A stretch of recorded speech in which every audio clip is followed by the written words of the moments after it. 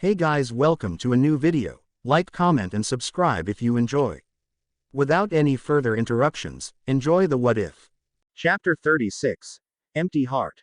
On the first day of the second test of the Chunin exams. It was the first time in a while that a messenger bird with an urgent summons to the Hokage's council had tapped on the shoulder of every veteran Jonin in the village. Heeding the call, the chamber was soon filled with clouds of smoke from multiple Jonin body flickering in. One of the Chunin exam proctors had reported to the Hokage her shocking findings of a team of faceless corpses. The photo evidence was now presented to the Jonin. While disturbed, most of them seemed blissfully ignorant of its implications. However, a select few immediately turned pale. The vanishing facial copy technique. But that can't be. Predictably, it was Anko who would baldly spit out the name of the culprit. Orochimaru. That snake is back. Yes, said the Hokage heavily. I, too, believe he has returned. It cannot be coincidence that this has happened in the midst of the Chunin exams, when our village is filled with foreign ninja. Should we cancel the exams then? No. Orochimaru knows that this technique would give him away in an instant. And yet, he left those bodies out in plain view. He is challenging us, and losing our composure is not the right choice to make here. But Hokage-sama, that means our suspicions are true and that Akatsuki is involved. The Hokage's face turned grim. If only that was the least of it. We have reason to suspect that Orochimaru is connected to not just Akatsuki but other hidden villages, perhaps even our allies. You think our allies would partner with Akatsuki and betray Konoha? Well, the treaties of alliance are really no more than verbal agreements, Kakashi interjected. It's just like the world wars of the past. In any case, right now we still have too little information. We must not make too many assumptions. The Konoha councilwoman added, we have already dispatched Anbu Black Ops to each nation to gather intelligence. It is imperative that we not make a single careless move. Our enemies will pounce on any such opportunity. The Hokage looked around at his agents. I have the utmost confidence in all of you. If it comes to it, we shall consolidate all of the Hidden Leaf's strength and fight. It was cold. Snow drifted down from the sky, covering the bridge in white and melting away where it touched his bare skin. A cold wind brushed against him. He shivered. But he had nowhere to go. The blood on his face had long since dried up and crusted over. He was all alone. The snow continued to drift by. Slowly. Serenely. He wondered, if he closed his eyes, would the rest of the world disappear? Suddenly, a dark shadow fell on him, and he looked up. There was a tall man there, a ninja. Bandages covered most of his face, leaving just a pair of dark eyes. The man spoke in a low, brusque voice. Do you want to be needed by someone? Can you give everything to me? In a trance, he stood up. His eyes fixed on the face of the ninja before him, he felt his heart throb. He took a step and another, and then the man rested his hand on the top of his head. His eyes filled with tears. It had been too long since he last saw the man. He felt the man pull him to his side. But when the man spoke again, it was a hiss. Come find me when your own strength can take you no further. His heart dropping in his chest, he looked up, and instead of a bandaged face, he saw now the head of a snake, its maw opened with wicked fangs bearing down on him. Haku! Shouted a familiar voice. Ajisai. Everything was blurry. His head was spinning. One moment, a snake was about to tear into him. The next, his teammate was standing over him. But it was too painful to think, to be awake. Haku felt everything fade away into black. Unlike the Chunin promotion, which hinged on the evaluation of the host village conducting the Chunin exam, the Jonin promotion was by appointment of one's own cage only. It was also a much more subdued ceremony. Naruto distinctly remembered the excessively elaborate sand structures from his own Chunin certification event. Do you swear your loyalty to the village of Konohagakure and to the incumbent Hokage? Yes. Do you swear to protect the village and its people, and to take its secrets to your grave? Yes. Then I appoint you, Uzumaki Naruto, to the rank of Jonin, under allegiance to the village of Konohagakure. Henceforth, you will respond solely to me, for as long as I hold the title of Hokage. Yes, Hokage-sama. Eyes beaming out from below his hat, the Hokage regarded Naruto proudly. You've done well. Minato and Kushina would have been proud of you, as would have your old teammates. Thank you. It is customary that a Jonin go on his first mission solo. That being said, the Hokage's smile faded. I have a pertinent update for you, Naruto. I have received information that all but confirms that the Akatsuki have started to make a move against the Hidden Leaf. Akatsuki, the mercenary group that was hunting down Jinchuriki. He'd encountered two of their members in Wave Country. Even with the power of the Nine Tails, he'd barely managed to kill one of them. And now, it seemed they were bearing down on Fire Country. Perhaps sensing Naruto's unspoken questions, the Hokage continued. I have decided not to cancel the Chunin exams. However, in order to gather more information, I have sent out many operatives, and this concerns my urgent mission for you. You will escort a medic nin to aid a wounded undercover agent in Earth Country who may be in possession of vital information, and bring both of them back to our village before the start of the third exam. This is a mission of A-rank difficulty. Discretion is the rule. The Iowa nin must never find out that we have been spying on them. You think the Akatsuki won't attack before the third exam? It is unlikely. They will be waiting for when the foreign delegations have all arrived, that is, when we are at our most vulnerable. Naruto paused. While his next question was impertinent for his position, he figured they had been sidestepping the issue for long enough. Did your council have you request this mission of me? For a long moment, the Hokage mulled over the question on his pipe. And then he sighed. No, they did not. Given your Jinchuriki status, they would prefer to keep you close by. And I feel the same way, Naruto. You must consider me a puppet, dancing to the tune of my advisors, and by extension, the village. Perhaps over the years, that has become the case. The Hokage spread out his hands. However, putting all that aside, Naruto, you are not just a Jinchuriki. You are a Jonin now, with qualifications that make you suitable for this mission. That being the case, will you accept it? The Hokage's face had been lined with wrinkles for as long as Naruto could remember. When he was a child, the Hokage had always seemed ancient, a legendary piece of history, in a phrase, the god of shinobi, as some called him. As Naruto had grown older, the Hokage had become a leader behind a mask. Someone with ulterior motives, someone whose true face he couldn't see. Yes, Hokage-sama, replied Naruto. An unreadable emotion flickered in the Hokage's eyes. Thank you, Naruto. As always, the small, cynical voice in Naruto told him that this show of vulnerability was yet another tool at the Hokage's disposal to bend him to his will. But in that instant, he thought he'd caught a glimpse of the face behind the mask. With the sudden change in plans, it was decided that Naruto would leave for the mission at sunset. Time was sensitive, and although getting to Earth Country on his own wouldn't have been an issue, he would have to deal with not just the medic nin, but possibly an injured operative, all the while avoiding detection from Iwa nin. Certainly, a challenging mission for a Jonin barely 5 minutes into his initiation. Still, what with Kakashi busy these days training his Chunin team, and Jiraiya having disappeared on his own business, Naruto thought it would make a nice change in pace from skulking around the village. There wasn't anything Naruto needed to pack for the mission. Over his years of travel with Jiraiya, he had learned to become self-sufficient and knew how to obtain food and shelter no matter where he went.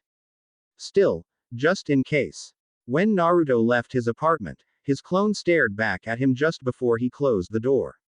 As he headed to the gates, where he'd been told the medic nin would be waiting for him, he looked up at the stone faces of the Hokage monument that bore down on the village. Several people had told Naruto that he greatly resembled his father, the fourth Hokage. It was part of the reason why he kept his hair cropped short. He had never known his father, and if he wanted to endure the world around him, he had to live his life in the present, not the past. And yet, he couldn't help but think, now what? He had once wanted to become strong enough to protect those he cared about. But after Rai and Mayu had died, there was something he had realized, though he hadn't been able to put it into words at the time. No matter how strong you were, when it mattered the most, all of that power couldn't save anyone. Because in the end, everyone was alone. Naruto wasn't the only one who had lost his team. Kakashi had as well. The same could be said for Jiraiya, the Hokage. The most powerful people he knew hadn't been able to save the ones they'd wanted to protect. With all his years of experience, Kakashi had said that all they could do was to endure. That was what being a ninja meant. However, Naruto had thought there was more to it than that. That there had to be more than that. So he had traveled the world in search of all the things that he couldn't understand. But rather than finding answers, he had only found more questions. Until now, each step of his way had been obvious to him. It had been easy to move forward when he could clearly see where it would take him. But now, the way ahead was dark. Though he kept stepping forward, he no longer knew where it was that he was heading. Hyuga Hinata. At the sound of the unfamiliar voice, Hinata immediately answered, "Ah. Yes." She turned around, and felt her lips part in surprise. Him, of all people. While Hinata had known that a Jonin would be escorting her on her mission, she certainly hadn't expected the village's pariah to be the one to approach her. "I'm Naruto," said the young man, as though there was anyone in the village who didn't know of him. Not to mention, they'd once been in the same academy class when they were younger. "Are you ready to leave?" Swallowing, Hinata nodded. Yes. Unceremoniously, they lined up at the exit gate, and soon, Hinata found herself trailing the Jonin along a well-trodden path. He didn't seem the talkative type, nor did she really want to hold a conversation with him. She didn't remember much of him from the short time they'd been in the same academy class, but she'd heard the stories about him from the other Chunin. While they acknowledged his skill, they all knew he wasn't someone you got involved with. There was also, of course, the one blemish on his otherwise spotless track record, the disaster of the wave incident from 3 years past. Both of Naruto's teammates had been killed in action, and though the specific details of the mission had never been released, after Naruto disappeared from the village, the majority opinion held that it had been his fault. And now he was mysteriously back, and Hinata was alone with him. Naruto had been examining the map, but suddenly, he turned towards her. "You're a Chunin, right?" "Why yes," said Hinata. Starting to feel somewhat self-conscious of her repetitive replies, she added, "Only medical ninja who have received a Chunin certification are allowed to go on missions above C rank." "I see." With that, Naruto put away his map and began to pick up his speed. It was apparent that he knew nothing about her. However, despite the fact that this was technically an escort mission, he obviously expected Hinata to carry her own weight. Somehow, that brought a small smile to her lips. It made a welcome change to be thought of in that way. In the crowds of Leaf Nin and foreign ninja alike streaming in and out of the village, nobody noticed the two Suna Nin speaking quietly to one another. "Everything is in place," said Baki. "I will return to Wind Country now to report to the Lord Fourth. Make sure to keep Gaara under control, Tamari." Tamari hid her frown. Her given task was far easier said than done, but it was her duty, and she would see it through. It was the least she could do while her countrymen prepared for the inevitable war that rapidly approached. "Yes, Baki. Safe travels." While she may have been the daughter of the Cage, she was currently no more than a glorified babysitter for Gaara. Nonetheless, they would play a critical role in their scheme against the Hidden Leaf, and if all went well, she would become a part of her father's inner circle. Of course, that was a big if. Even Tamari, who only had a shadow of an idea of what was going to happen in the third exam, knew that the scale of their mission was nothing like they'd ever attempted before. The annihilation of a powerful hidden village, one of the major powers of their era. Once the dust had settled, what would the resulting world look like? By the time Tamari returned to their quarters, the sun had set and the moon was a crescent in the sky. There was a dark figure standing outside the building. Tamari froze, as she realized Gaara was waiting outside for her. However, a hurried glance at his face told her that, perhaps with the decreasing influence of the waning moon, he seemed to be in more control of himself. Slowly, she let out a breath that she hadn't realized she'd been holding. "Where were you?" was his cold greeting. "I was seeing Baki off. Did you eat dinner?" Gaara didn't respond, instead looking sullenly away, meaning Tamari would have to figure out dinner for the two of them. For the two of them, not for the first time that week, a haze settled over her. For all her flippancies, Matsuri, their teammate, had been a good cook. Tamari would miss her miso soup, in particular. With a heavy heart, she wondered how Baki would explain Matsuri's death to her family. Would it be killed in action, like last time? Of course, everyone would instantaneously guess at what had truly come to pass. These days, with so many families having lost someone to Gaara, Tamari found even herself, purely by association, being subjected to the villagers' hate-filled gazes. It hurt, when she had worked so hard and sacrificed so much for the sake of their people, but she couldn't blame them. A cloud must have covered the moon, as for a moment, everything was dark. Then the moment passed, and the glow of moonlight shone down on them. I think I saw a ramen spot around here, said Tamari, forcing herself to smile. How does that sound to you? As expected of a Hyuga, the medic Nin with pale eyes seemed to have no trouble keeping up with Naruto's steady pace through the wilderness of Fire Country. What was more surprising to Naruto was that a member of the main house of the Hyuga clan would have deigned to join the medical field at all. While an extremely difficult and accomplished field, the main impression that he'd gotten from his limited interactions with their branch members was that they were far too proud to play a mere supporting role. They had reached the border of grass country before the day was done, and in that time, they must have exchanged only a handful of sentences between them. He could feel the waves of curiosity coming off of her, though whether out of politeness or apprehension, she didn't voice any questions. On his end, Naruto refrained from commenting on Hinata's lineage. He'd butted heads with her clansman Neji enough as it was, ever since they'd first had the misfortune to meet in their Chunin exams. It wasn't until they were well into Earth territory that they finally ran into some trouble. Though Naruto had spent a non-insignificant amount of time in the country while traveling with Jiraiya, they had usually journeyed undercover as civilians, and went out of their way to avoid clashing with the foreign power. If you ever get into a fight with someone from Earth country, Jiraiya would say, you'd better plan on either losing the fight or killing them outright. Stubbornest people I've ever met, and I knew your mother. Ha, you trying to pick a fight? Said the short, weasel-looking man blocking their way across the bridge. It's simple. You want to cross, you pay the toll. But it doesn't say anywhere that we have to pay a toll here, protested Hinata. The man gave her the stink eye. You two don't look like you're from around here. What would you know about how we run things? Pay the passage of 300 ryo, or I'll call the police on you, and you definitely don't want that. Naruto knew for a fact that this was a bluff. The official police force of Iwagakure didn't bother patrolling this far from the hidden village. Even if there was a local police body around this area, it was most likely a hodgepodge group of volunteers, who were at best academy level. Still, as tempting as it was, he couldn't simply overpower him. While it was unlikely any passing Iwa Nin would pay attention to his blabbering, there was a much easier way to settle this matter. Naruto quickly assessed the situation. One of his clones that he'd sent out to check their surroundings was in the vicinity, and another passing traveler was approaching the bridge, making the setup complete. He pointed. Aren't you going to charge that person too? The weasel-like man turned around, and saw to his surprise a bald man about to step across the bridge. Wait, stop right there. But, first, you two.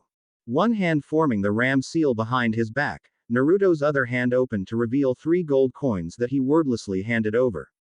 In a flash, the coins disappeared, and the man's menacing glare turned into a wide, beaming smile. Have a good day. With a quick welcoming sweep towards the bridge, he scurried away towards his next bewildered victim. The golden coins rattled ominously in the man's breast pocket. He's gone. Opening her eyes, Karen dropped to the ground. Somehow, in the short period of time while she'd been training her taijutsu, Naruto had managed to leave the village in her range. A mission. But for how long would he be gone? Suddenly, a spinning blob shot out at her. Gritting her teeth, Karen blocked the brunt of the blow with her arms, but the force still sent her reeling backwards. The blob came to a quick stop, revealing a large man with a shaved head, her teammate. Panting, Karen felt blood drip from her nose. "Burami," she heard Kazami admonish. "I told you to hold back a little." "That's what she gets for zoning out," Burami sneered. "You've been acting uppity ever since you made the finals, Karen. But don't forget that in the end, you're only good for your chakra." Karen bristled, but as usual, her throat constricted, and she didn't say anything back. She knew she'd only regret it when they returned to grass country. Clink, clink. More and more these days, it felt like her whole body was being restrained by chains. Chains that tied her to the hidden grass, to Zosui, and to herself. She hadn't felt this way, back when her mother had been alive, and sometimes, she wondered whether her mother had felt so trapped in her final moments. Karen dared not hope. And yet she couldn't help but wonder whether this chakra power of hers, the only thing that she was good for, would Naruto find it useful as well. Hinata looked down at her map, and then up at the narrow cave opening. She wouldn't have even noticed it, if Naruto had not pointed it out to her. This cave isn't on the map, she said hesitantly. It says that if we go around the base of the mountain, we'll eventually find a hidden stairwell. Naruto shook his head. That'll add another half day to the journey. I've been here before. This is the fastest way through. Okay. But just to confirm. Concentrating her chakra to her eyes, Hinata activated her Kekkei Genkai, Byakugan. The secrets of her surroundings were unveiled to her, and she realized that he was right. The cave quickly widened out to a large man-made tunnel that traversed the mountain and emerged near their destination. As they made their way through the dark tunnel, Hinata deactivated her eyes and instantly lost all visibility. However, the way was straightforward enough, and there were no other nearby chakra signatures. Even if there had been, she doubted she would have noticed, what with Naruto's strange chakra following her. Her Byakugan allowed her to trace the chakra circulatory system of any individual within her range. Everyone, even civilians, had such a system. The main difference came from whether they were able to control their chakra flow, and their innate chakra reserves. But it looked as though Naruto had two sources of chakra. In a flash, it struck Hinata. Did it have something to do with the reason why everyone thought he was a monster?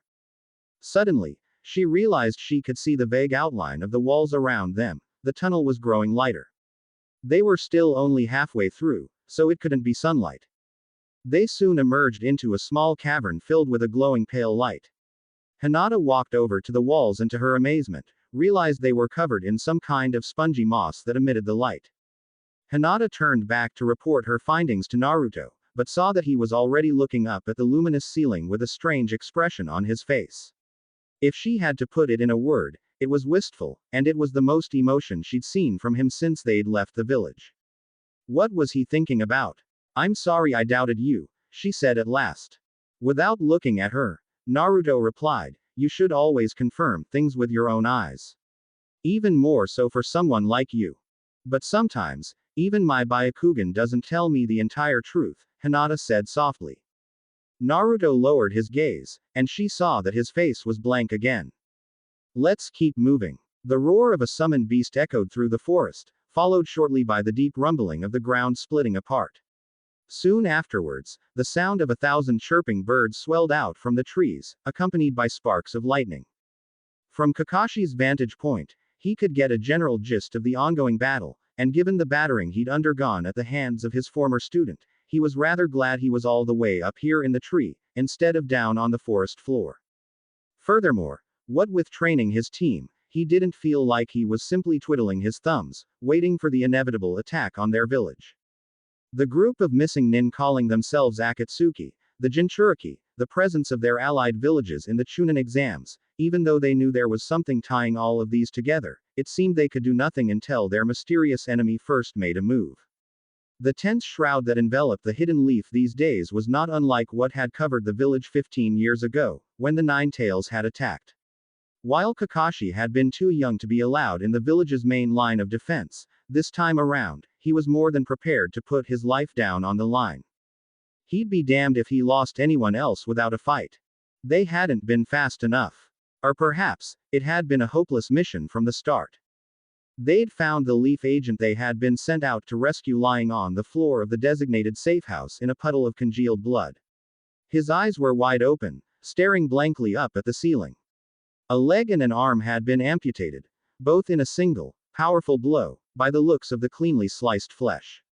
The nearest window had a missing curtain, allowing a stray ray of sunlight into the otherwise darkened room. It seemed the dying ninja had used it in an attempt at a tourniquet.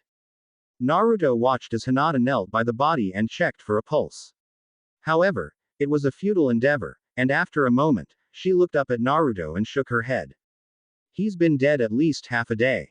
It looks like he lost too much blood and went into shock. There was something missing here. The Hokage would not have spared a medic nin and a jonin on a futile mission. The perpetrator wasn't able to finish him off. If he had time to try and patch himself up, he should have had time to leave a message. Naruto searched the corpse. However, Nothing turned up. The only thing that seemed to be there was a cold, stiffening body. To his surprise, Hinata spoke up. Allow me, if you will. The muscles around her pale eyes grew pronounced as she activated her Byakugan. She scanned the corpse, before coming to a sudden stop at his stomach. There's something there. A message. He must have swallowed it. His stomach acids have already started to digest it, but let me see. She paused. Akatsuki is making a weapon to control the world. The Leafs, Jinchuriki, is their last target. Her ominous words rang in the resultant silence. A weapon. Naruto looked down at the corpse's still face, the ninja who had died for this one message. There was an old scar running down the side of his face. Naruto couldn't remember seeing anyone with his features at the village. But then again, he'd never paid too much attention to others outside his immediate circle of acquaintances. Reaching over, Naruto closed the man's eyes shut. We have to inform the Lord Third as soon as possible, said Hinata.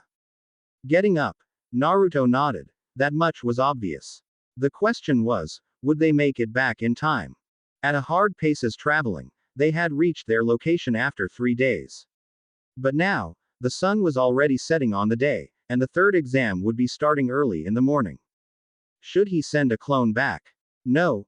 While shadow clones were hardier than your average clone, they were still vulnerable to too many attacks for them to serve use offensively against any opponent worth their salt.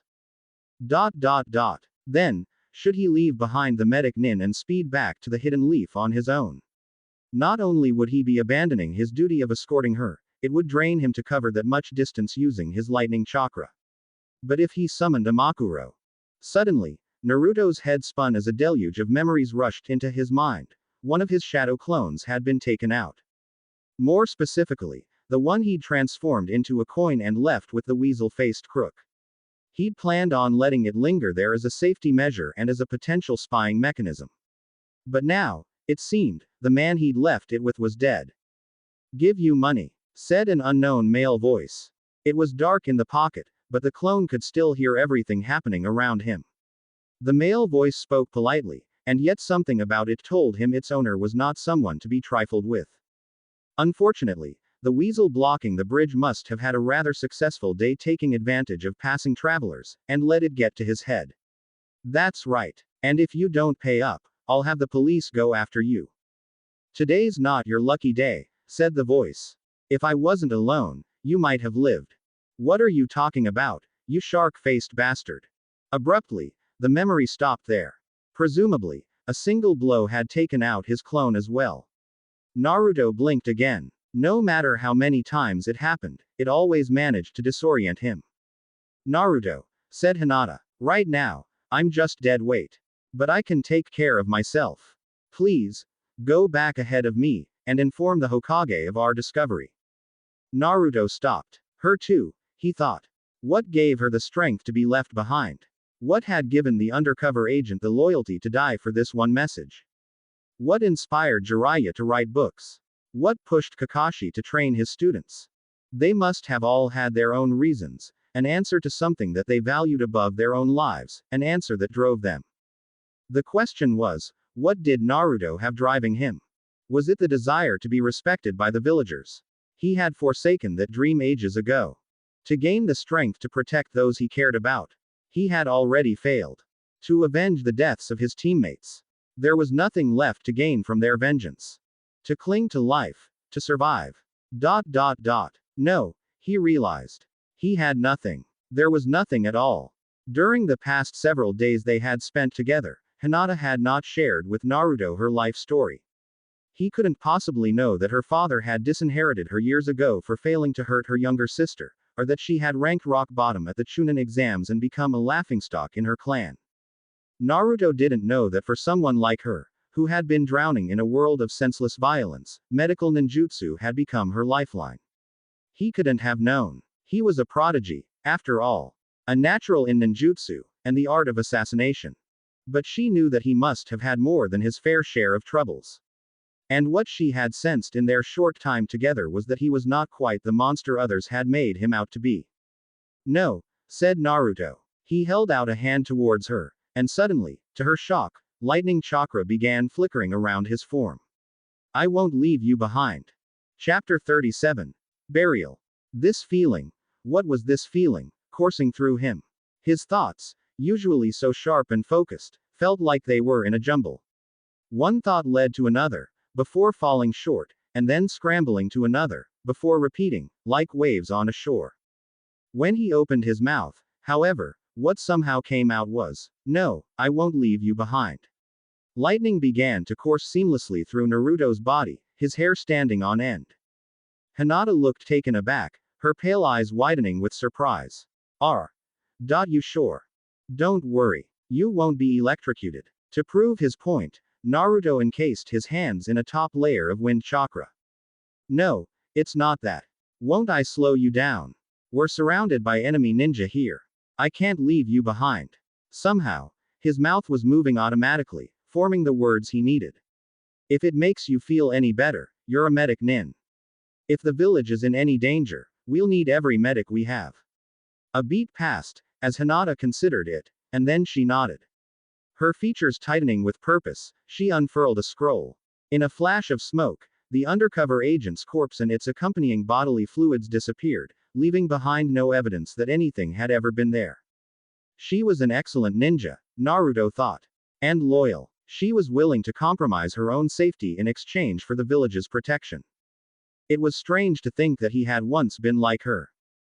Naruto, are you ready? Refocusing himself, Naruto summoned two shadow clones. He didn't need to give any commands. With a nod at their originator, they simultaneously formed a tiger seal with their hands before flickering away. Their job would be to gather natural energy for him. The journey back to the hidden leaf would be taxing, and he needed every resource he could get. Turning back to Hinata, Naruto extended his wind chakra to the rest of his arms and his chest. This is going to be a little uncomfortable, but hang on tight. In a forest cave not too far from the hidden leaf, a group of sound nin chittered in the darkness. By some stint of their village's ninjutsu, their voices traveled no further than the entrance to the cave, assuring that their relentless advance towards their goal remained undetected. Man, I'm itching for some action already. It won't be long now. Just a few more hours. Those leaf bastards won't know what hit them. Brave words, but Toby could smell the stink of fear coming off of them. While the hidden leaf was not as formidable as the hidden cloud, you couldn't expect to partake in an invasion against one of the great hidden villages and walk away unscathed. What are you snickering about? It seemed one of them had noticed Toby sitting alone in the corner. Snickering. What gave you that impression? With an unflattering yelp, Toby hunched over. I think that fish I had earlier was bad. My stomach hurts. Blearg. Hurriedly, the others backed away and returned to their mutterings. Dropping back down to the ground, Toby leaned his masked face against his fist, and regarded the silhouettes spread out in the cave. It was very likely that not a single one of them would survive the coming battle. Fear not, he thought. Their sacrifices would not be meaningless. The sun had just broken across the horizon when they crossed into Fire Country. The increasingly familiar scenery around them passed in a blur as Naruto blitzed through the trees, pale lightning crackling in his wake. The journey so far hadn't been as draining as Naruto had feared. Hinata was lighter than she looked, feeling nearly weightless in his arms, or perhaps he was just that distracted. All of a sudden, without warning, a dark shadow tumbled down from the sky. Flailing limbs, the rustle of a cloak, it was the body of a dead man, and right as it passed Naruto, he saw its dark eyes, staring accusingly back at him. A jolt running down his spine, Naruto almost skidded to a stop, but he kept going. And then one by one, more appeared. Ghostly figures in ragged cloaks, falling down from the sky around him like leaves in the wind.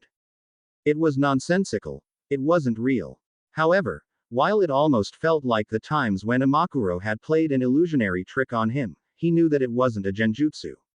No, it was a memory, distorted, drawn up from the recesses of his mind. He hadn't thought of them in a very long time, his first kills. It had happened on his first mission involving bodyguard duty. He and his team had been escorting a silk merchant's caravan to Yugakure when bandits had attacked. Naruto had ended up killing all of them, even the one that had begged for his life. At the time, he had thought that was the only way to carry out his mission. He had steeled his heart and committed himself to his cause. And yet, following that, When the missing nin Hidan had attacked Yugakure, he had thrown himself in front of a civilian boy during the middle of the fight. Naruto hadn't been able to explain it at the time, other than feeling a need to save the boy. As they fell, the ghostly bandits looked at him, their necks gleaming red and their dark eyes searing into his back as he swiftly passed them. Was it the same impulsive need driving Naruto right now? Despite everything that had happened since then, the people he had encountered, the training and journeys he had undergone, had nothing about him changed at all. The throng of bodies milling about the stadium was a security detail's nightmare. As civilians and senior shinobi alike crowded through the gates, any attempt to herd the masses in an orderly fashion had long since dissipated. Rather, any effort to exert control would have been superfluous, for numerous members of the Leafs elite were scattered throughout the audience, their presence revealed not so subtly by their painted masks. After the village's prolonged hiatus from acting as host for the Chunin exams, it was a blatant show of power, an audacious greeting to quash any possible thoughts of betrayal from their so-called allies. The participating nations' cage overlooked the stage from the lofty apex of the stands, their shadowy figures distinguished only by the color of their hats. After an outwardly pleasant exchange of small talk, the three had fallen silent. No doubt, the real discussions would have to wait until they were behind closed doors. The third exam was about to begin. In one of the tunnels connecting the stadium to the outside, two shinobi walked side by side in seemingly companionable conversation. The Hittite on their persons signified their allegiance to the hidden rain. Their privacy was secured by the watchful presence of two others from their village. What? Ajisai couldn't believe her ears. The Jonin was still talking, but while his lips continued to move, Ajisai couldn't comprehend a single syllable. She couldn't have heard him correctly, and yet there was no other way to interpret his words. After the Chunin exams are over, Haku is to be given over to the hidden sound. The Jonin had already moved on to another topic, namely that of the next set of orders from the Lady Angel. It was unfathomable for Ajisai to even dream of interrupting, when she clung on to every mention of their savior, and yet, this, she could not let pass. Wait, I'm sorry, she broke in. What do you mean he's to be given over? The Jonin eyed her darkly, clearly irritated at being cut off. What are you even talking about? She stopped, her heart beginning to sink. Haku, what do you mean? Give him over to the hidden sound. What about that seal on him I mentioned in the report? Oh, him. Yes, we're aware of it. We've made a deal with the hidden sound to give him to them in exchange for their cooperation. The Jonin paused, taking in her expression. He's not even from our village, you know. This is coming from Tenshi-sama. Ajisai sputtered. The Jonin raised an eyebrow. Are you questioning her word? Ajisai shrunk back, her mind spinning at the thought of such blasphemy. Of course not. Never. I just. Be grateful you were even given the honor of being a part of this plan. Now, do you understand your next orders? Yes. Yes, sir. Do not fail us. The lady's salvation is almost at hand. And with that last warning, the Jonin left, disappearing with the other two nin. Her heart thudding in her chest, Ajisai looked out at the audience still streaming into the stadium. Somewhere below the stadium, she knew that Haku was waiting for his upcoming fight. The seal shouldn't have been affecting him physically, and yet, he had been barely able to get out of the hospital bed that morning. Oh, Suiren, Ajisai quietly called out her fallen teammate's name. How could she have let things turn out this way? As team leader, she had utterly failed. The sun climbed higher in the sky as they drew closer to the hidden leaf, and Naruto could feel the burn of chakra exhaustion inching upon him. Though the ghostly bandits had faded with the distance, as the sun's rays trickled down through the canopy, Naruto saw three new figures regarding him. They, too, were drawn from his memories, and they spoke words they had never said aloud to him. You actually thought I considered you one of my shinobi, said the Hokage, his lined features twisting amusedly. You fool. I was simply using you. Jiraiya shook his head irritably. You're nothing at all like your father. Are you really his son? They should have given me my new team to start with, said Kakashi, looking away. Swallowing, Naruto picked up his speed, and with a crackling sound, burst through the jeering phantoms. As he did so, his whole body felt cold, and yet, he could feel a bead of sweat trickle down his brow. This was no time for this, he thought to himself. The village was going to be attacked. He needed to regain control over himself. Suddenly, from the corner of his eye, he caught a flash of blue. Wings outstretched, a bird flitted by. The quarterfinals flew by in a series of increasing mismatches, as the foreign ninja overwhelmed their Leaf opponents with ease. Gradually, the riotous crowd, predominantly made up of Leaf shinobi and civilians, that had started the day quieted down to a disappointed buzz. The last quarterfinal bracket was a match between the female Suna Genin, Tamari, and the Leaf's final chance at redemption, Yamanaka Ino. This is going to be unfortunate, Sakura thought to herself with no small amount of glee.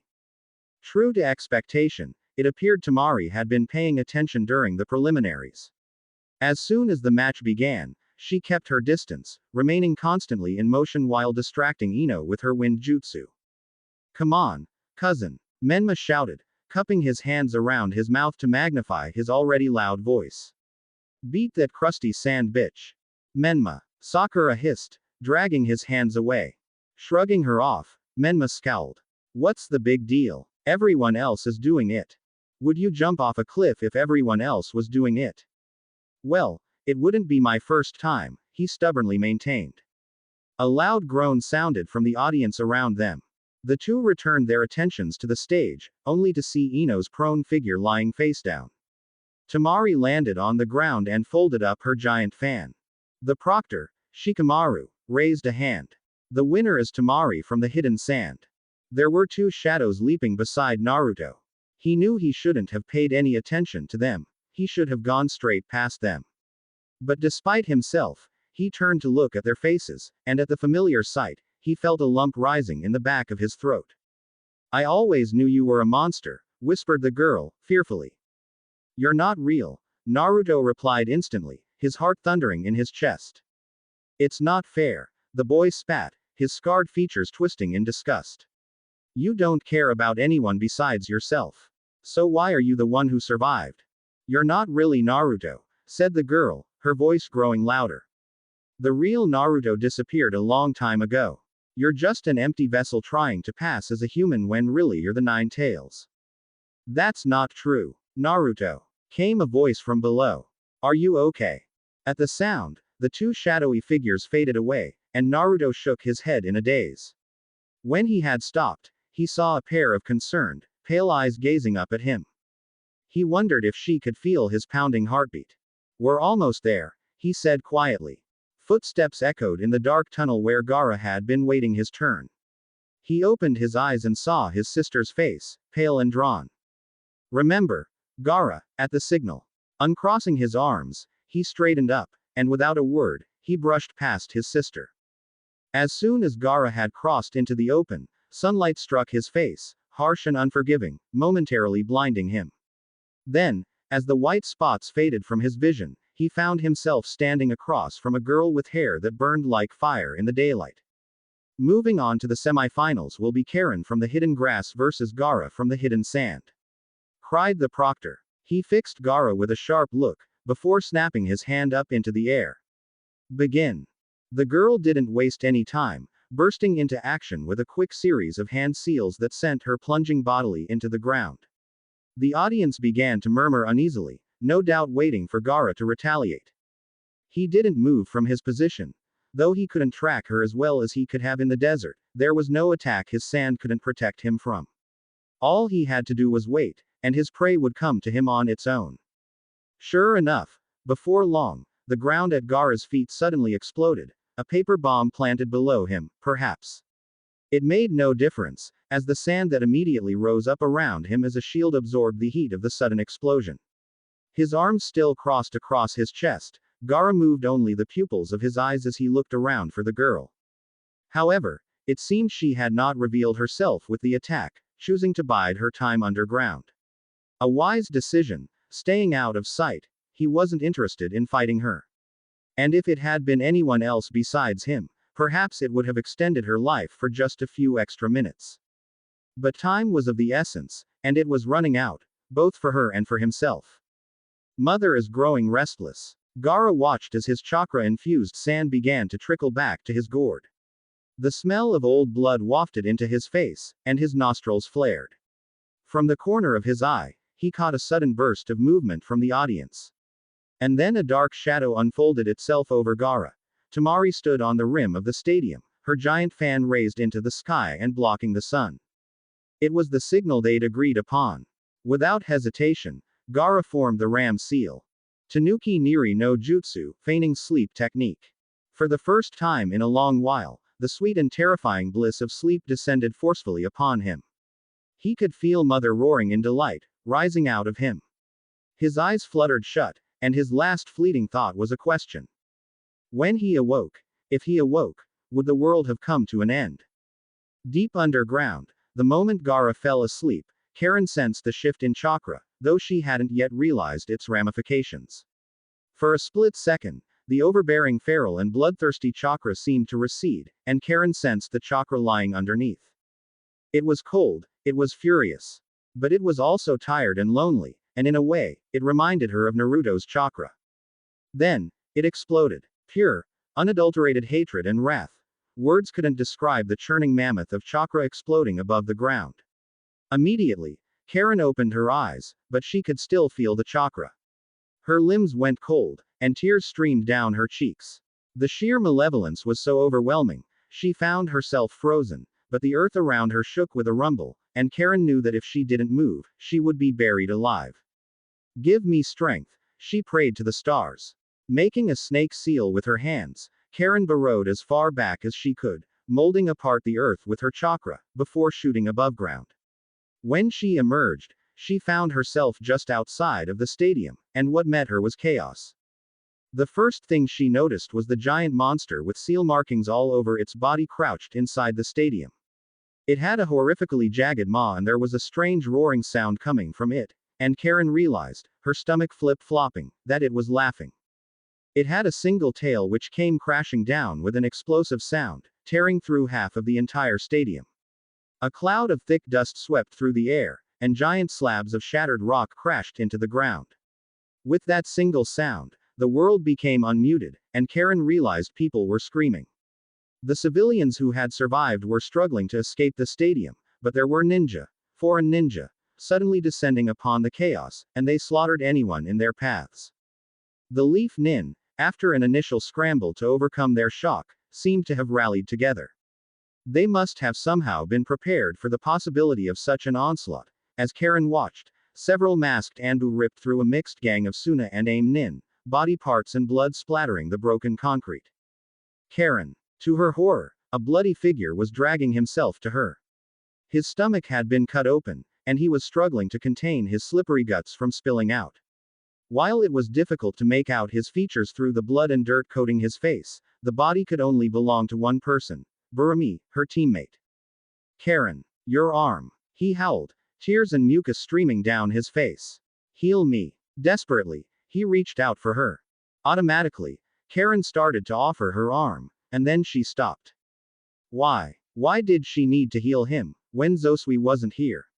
When nobody was watching her? When she hated him? She took a step back, her heart pounding so hard she thought it would burst in her chest. No, Karen said, relishing the taste of the word in her mouth. The freed one-tails beast roared, and enemy ninja rained down from the sky, landing in their village. The ground shook with every step the beast took, and a wall of purple flames flickered on the rooftop, isolating the Hokage and Cage. Before Jiraiya could cry out a warning, one of the Anbu threw themselves at the wall, and let out a scream as they immediately burst into flames. It was a near impenetrable barrier jutsu, erected into place by 4 sound shinobi. And that could only mean one thing.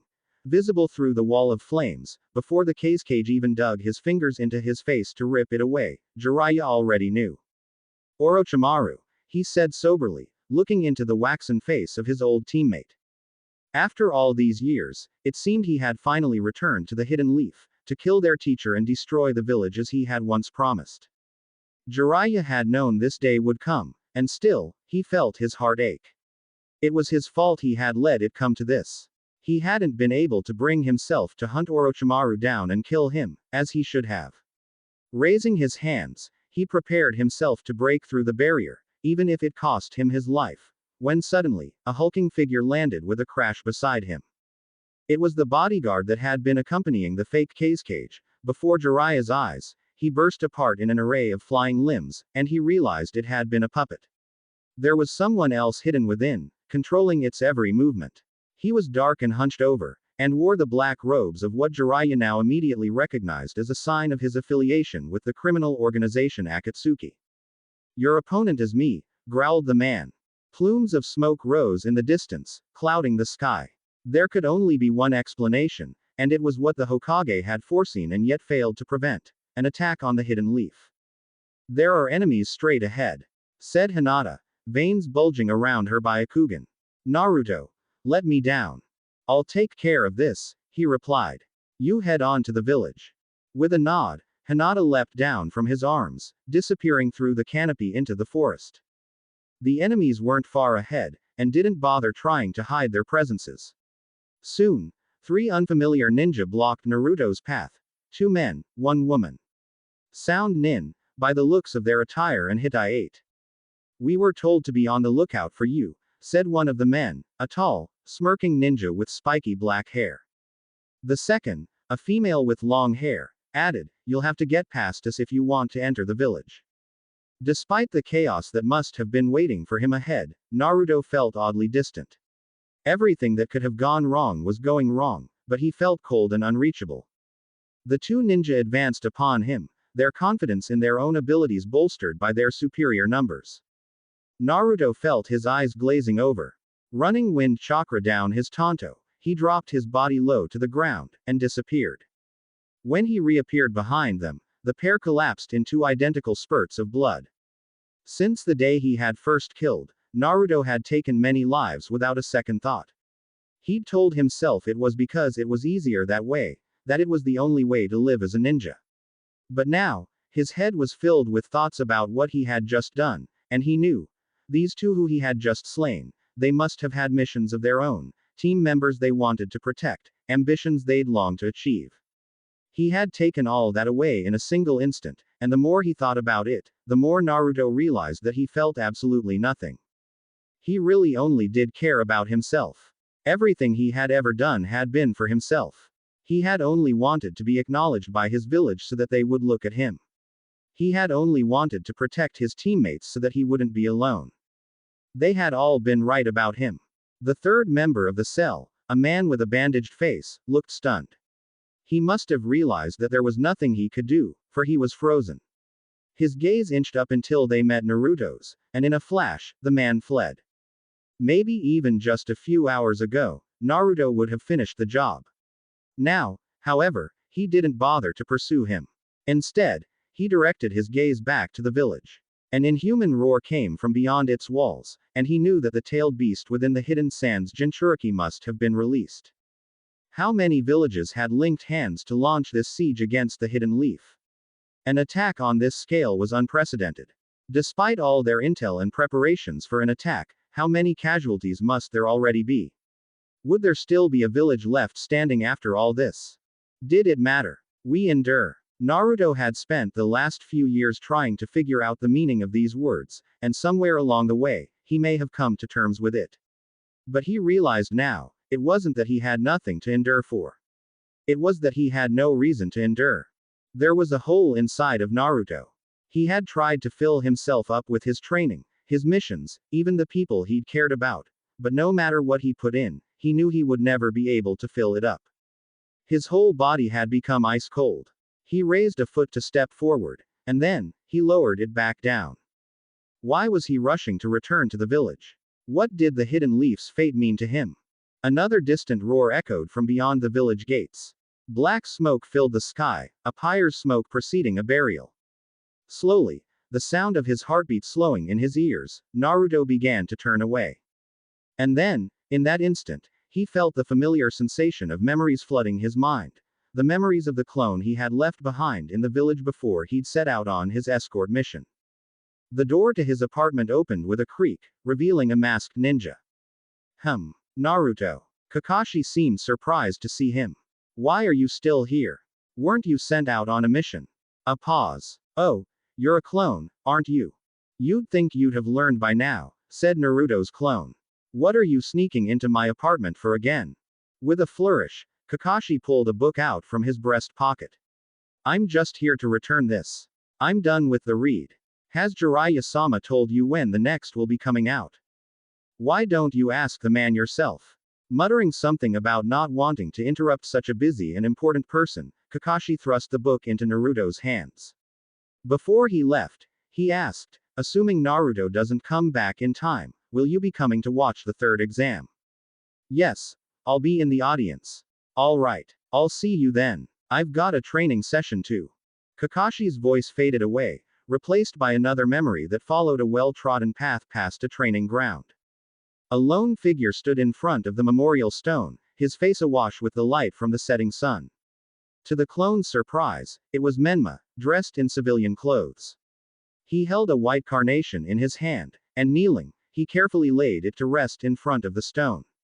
So you're the one who's been leaving these, said Naruto's clone. Menma jumped at the sound of his voice, and his face coloring, he nodded. My aunt runs a flower shop, so it's no trouble for me. He paused. I heard about your promotion to Jonin. Congratulations. You deserve it. In a splash of color, Menma's uncharacteristically embarrassed face faded into black, and then Naruto found himself in a stadium full of chattering people. Ignoring the looks from the others in the audience, Naruto's clone seated himself on a bleacher. He would have been content to have been left alone, but soon, a large shadow fell over him. He looked up to see a tired-looking Jiraiya heave himself into the seat beside him. Where have you been? The clone asked. I've been keeping busy, Jiraiya grunted, clearly not in the mood to talk. What about you? You're a clone, right? Where's Naruto? On a mission. Jiraiya seemed surprised. I'd thought Sarutobi-sensei was going to put that off until after the exams. Well, let's enjoy the show, shall we? His surroundings froze, and in a jarring shift, Jiraiya disappeared, and the stadium was in shambles. Screams. Chaos. It was pandemonium, and for a moment, Naruto's clone dumbly watched the tailed beast roaring into the sky. Was that how monstrous he had appeared when he lost control over the Nine Tails? Protect the lords, shouted an Anbu commander. His agents, who had burst into action from their scattered posts, leapt to his bidding. In a flash, Kakashi appeared in front of him. Sakura. Menma. Get the civilians away from here.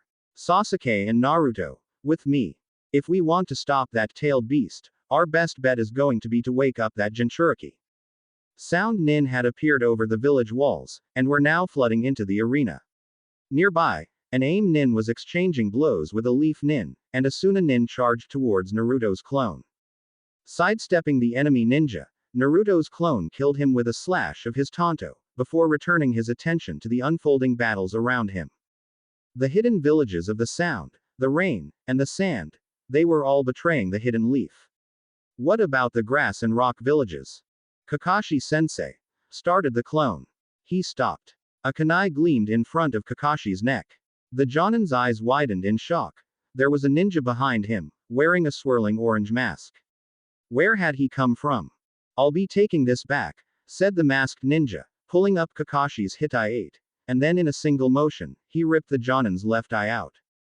Kakashi let out an anguished cry as blood streamed down the side of his face.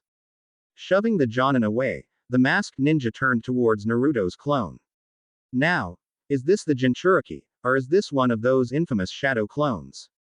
He raised another kunai. Only one way to find out. The tailed beast roared, thrashing its tail and shattering another section of the stadium. Down on the shaking ground, his face contorted in pain, Kakashi gritted out, Naruto. Run. Naruto's clone raised his Tonto to defend himself, but in the blink of an eye, the masked ninja disappeared, and before he could react, he could feel the cold certainty of steel bite into his neck. Naruto opened his eyes. For a moment, he didn't move. He stood stock still, breathing. Inhale. Exhale. You're empty, remember. He reminded himself. Lightning sparked. Blood was rushing to his head. His face felt hot. Naruto felt the earth below him crack as his heels dug into the ground. And then, he was moving. Faster than he had ever moved before, he raced towards the smoking village. The jumble of confused thoughts had all faded away. Naruto moved now at the bidding of a single thought, a single purpose. Kakashi-sensei. Chapter 38. The burning leaf. Panting, a woman with long blonde hair raced through the dark tunnels below the hidden cloud village. The water running through the tunnels was murky and stank of sewage. It was not a place she would have liked to venture into, but her current circumstances had given her little choice in the matter. Her name was Niyugito, and she was one of the hidden clouds to Jinchuriki. Above ground, an explosion rocked the surface. Her face paling, Yugito nevertheless pressed onwards, eyes strained for the slightest movement in the dim light. And there, ever so slightly, something had just moved. Steeling herself, she dropped to all fours.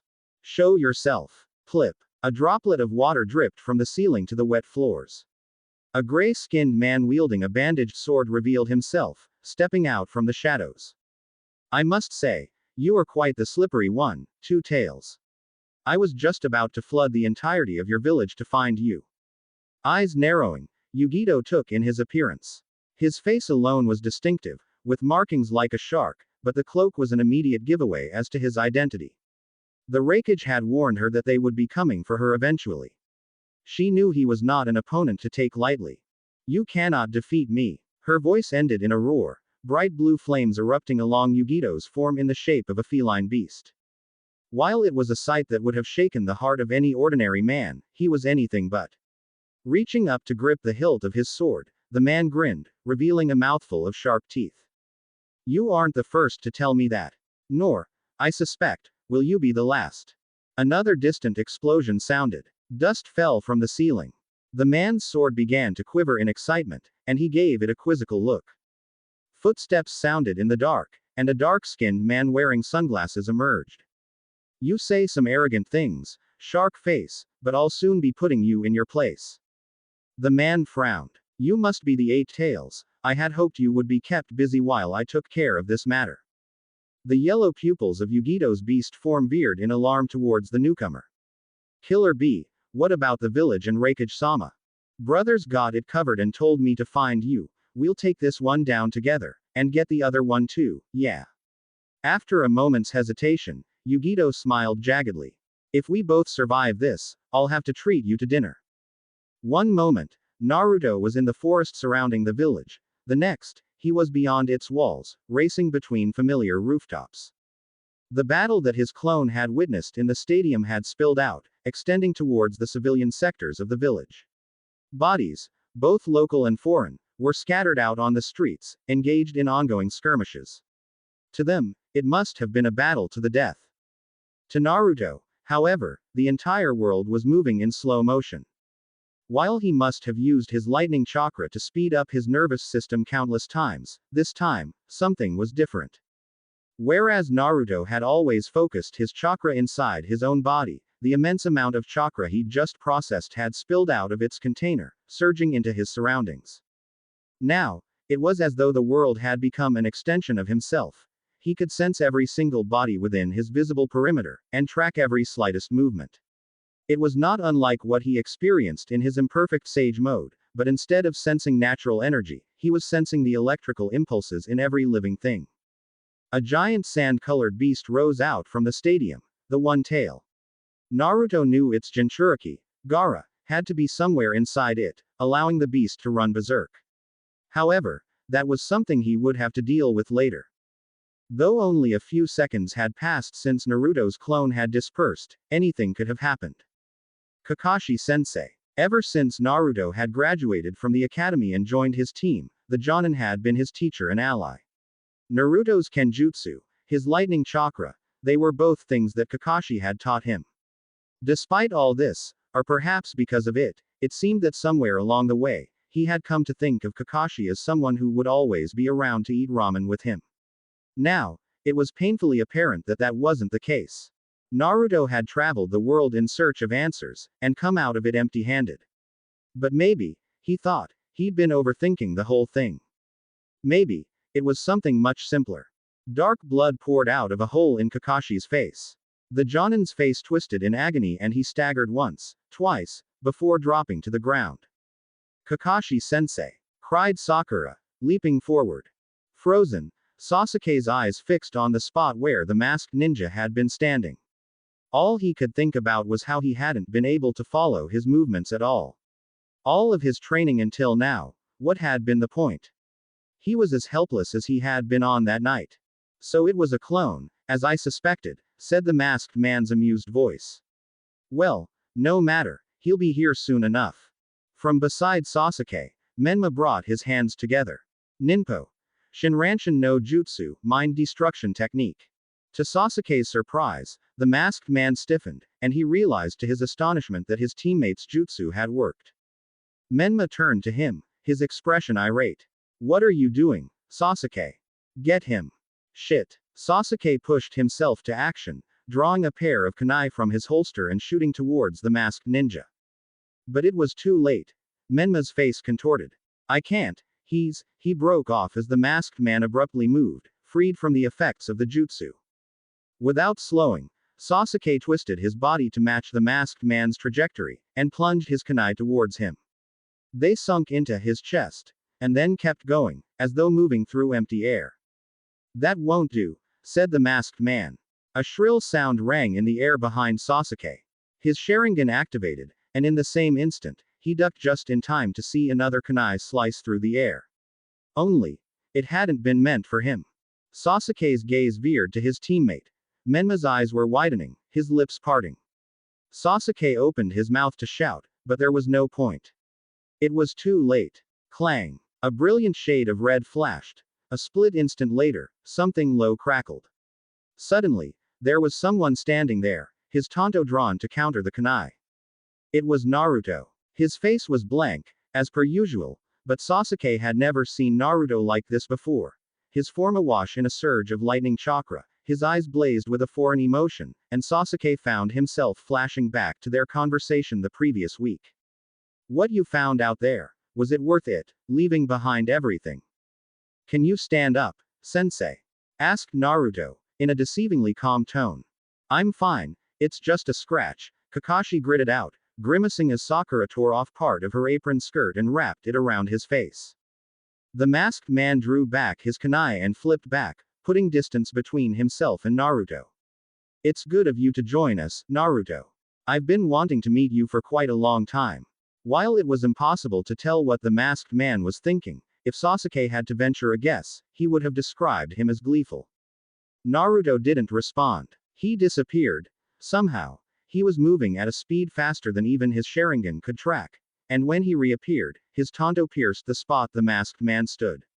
But just like with Sasuke, the blade cut through with zero resistance, as though swinging through empty air.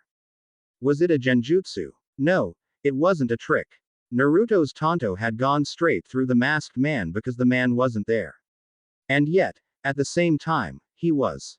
For the second time in about as many seconds, Sasuke was reminded of just how little he knew, and something deep in his chest seethed. You three help the others stave off the tailed beast, said Naruto, seemingly unfazed. I'll handle this one. The situation was grim. A tailed beast was on the loose in the middle of the village, and numerous enemy ninja were engaged in battle with Leaf Nin. But still, I made it in time. Naruto's speed had not failed him. Kakashi was still alive, and Team Kakashi remained intact. Unfortunately, the glow of relief was short-lived, as Naruto took in the sight of the masked ninja in front of him. Though his face was covered by a swirling orange mask, his black and red robes could mean only one thing. Akatsuki. The Hokage had been right about their presence. They were the organization that had given them so much trouble in Wave Country a few years back. They were the ones who were hunting down Jinchuriki, and by extension, Naruto himself, and they had been the ones to kill his teammates. Now, they had almost killed Kakashi. The heat in his face dissipating, Naruto drew his tanto from its sheath. It was not out of anger or a desire for vengeance. The chaos of emotions had settled down, the storm subsiding somewhere along the way. The world had ceased to move around Naruto, and he drew his blade because he understood with stark clarity that if he wanted to save Kakashi, if he, himself, wanted to live, the shinobi before him needed to die. But, something was strange about the man. Over the years, Naruto had encountered many powerful shinobi. He had traded blows with other members of the Akatsuki, who were all at minimum S rank missing nin. He had studied under Kakashi of the Sharingan, stood in the shadow of the god of shinobi, and traveled the world with a Sannin, the Toad Sage. Naruto knew how it felt to stand in front of a ninja so overwhelmingly powerful, he could only hope to outrun them. Naruto felt none of that from the masked man in front of him. In fact, he felt very little, if anything, from him at all. He was a man with a presence so faint, if he hadn't been holding Kakashi's bloody eyeball in one hand, Naruto wouldn't have spared him a second glance. And yet, Naruto couldn't kill him. His lightning chakra surged through him as he swung his tanto at top speed, but no matter how often his blade appeared to pierce the man, Naruto could sense him constantly disappearing and appearing. While it must have been some type of powerful warping ninjutsu, Naruto had never seen anything like it. And as the masked man continued to evade his blade, Naruto could feel the adrenaline rush starting to wear off. The burn of chakra exhaustion was creeping up on his limbs, time was running out. A man of few words, I see, said the masked man, as Naruto's tanto drove straight through his head. But I only want to talk with you. So you got that eye from Kakashi-sensei by talking to him, did you? Sakura snapped from behind Naruto. It was curious how the masked man had yet to go on the offensive. Though Naruto's onslaught left little room for a counterattack, given the masked man's flippant tone, he did not seem like someone on the verge of being overpowered. He shouldn't have been able to, but it was starting to seem that if the man so wished, he could turn the tables on Naruto. And yet, he didn't. Finally, Naruto lowered his tanto. What do you want? The masked man landed nimbly on his feet. He speaks. Now, let me ask you. His voice cut off as the tailed beast let out a furious roar, stamping its clawed feet and sending tremors through the ground. Shouts rang out, and Naruto could sense multiple bodies diving out of the way. Kakashi rose to his feet, his face pale from blood loss. Naruto. I saw Gaara put himself to sleep using ninjutsu right before that tailed beast appeared. We need to stop it before it destroys the rest of the village. But why is that any of your concern? The masked man spread out his arms. Does the fate of the hidden leaf have anything to do with you? Naruto's eyes narrowed. Why wouldn't it have anything to do with me? I know how the villages treat their Jinchuriki. At every step of the way, the village has isolated you. Taken advantage of you. In a sense, you're a lot like me. Another explosion sounded in the distance, this time away from the beast. Except you're not a Jinchuriki. Naruto would have been able to sense if he was. Inclining his head, the masked man replied, You're right, I'm not a Jinchuriki. But I do know one thing. That hole inside of you, nothing in this world will ever fill it. Naruto stopped. His breath slowed, and for an instant, he thought he could see ghostly figures falling from the sky. Who are you? The masked man looked up at the tailed beast and then back down at Naruto. Something glinted in the mosque's lone hole. Someone who's going to change this world. To Tobi, it was almost disconcerting how closely the boy resembled the fourth Hokage. He had known for years that except for his coloring, which took after his mother, Naruto's father had strongly influenced him. Now that they were finally face to face, however, he could appreciate for himself the fourth Hokage's last legacy. Appearance-wise, they could have been doppelgangers, and though Naruto did not appear to have been formally taught Fuinjutsu in any appreciable form, he seemed to rely heavily on his speed for his offensive, a tactic that echoed the fourth Hokage's own battle strategy. Still, there were notable differences. The fourth Hokage had been beloved from his childhood, a rising star by his teenage years, and a hero by the time of his death. In Toba's own youth, the fourth had been a walking legend. There had always been a sense of purpose and self-assuredness to his movements, and during his short reign as Hokage, he had been every bit the leader the village had needed. Naruto, on the other hand, had none of that. He had grown up unloved, with no friends or family to call his allies. Just from a single glance, Tobi could tell. His facial expressions, his stance, everything about Naruto was guarded. It reminded Tobi strongly of his old self, and it told him that all the painstaking steps he had taken until now to ensure Naruto arrived at this point had been worth it. All of a sudden, something in his periphery hissed. Tobi felt a familiar distorted flickering in his consciousness. The attack on the hidden cloud has begun, a voice spoke telepathically. Naruto was still staring at him, the blank expression on his face shifting to one of slight unease. The words Tobi had shared appeared to have struck some sort of chord within him, just as he'd expected. Unfortunately, Though he would have liked to stay longer to talk more and see the invasion to the finish, his abilities were needed elsewhere. Toby extended his hand to the boy. Think about it. Think about it. Holding up a hand in an ironic farewell, the man's body began to gradually disappear, as though wiping himself from existence.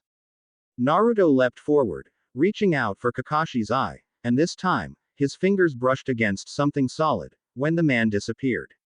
Staring at his empty hand, after a moment, Naruto balled it into a tight fist. Someone who's going to change this world. What did that mean? A hand clamped down on his shoulder. Kakashi looked at him, his brow creased.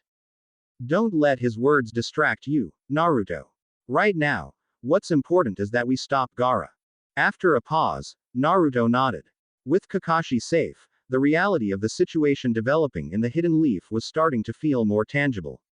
And when Akatsuki was the group responsible, Naruto couldn't say that it had nothing to do with him, all the more so, with Kakashi asking for his help. The One-Tail let out another deafening roar, drawing Naruto's attention. Though it was too far out of his newfound range to sense, it would be a simple matter to retrieve Gaara, except his chakra exhaustion had finally caught up to him. Even standing up was scraping the bottom of his barrel. His senses were rapidly dulling. The world was starting to move around him, the way it had used to. But he was not quite out of options yet. The two shadow clones he'd summoned before returning to the village, they'd had all night under the moonlight to meditate. It was time to take advantage. Drawing back his shadow clone, which sat meditating in a clearing a long distance away, Naruto felt chakra flowing back into his body. At first, it was the chakra he had initially dispensed to create the clone, and then like a dam breaking, he felt natural energy begin to pour into his body. It was pure, unadulterated energy. It did not distinguish between good or evil, it simply rewarded those with the patience to open themselves and accept everything it offered. The chakra filled him and molded him. Lightning crackled around Naruto before snapping into a low, controlled hum that shrouded him. Naruto felt his senses return, magnified to even greater heights than before. The balance of his own energy and natural energy was nearly perfect. The only thing still in his way was the Nine Tails' interference, but the slight hitch was still enough to throw it out of balance. Naruto felt the energy start to lap and influence his body.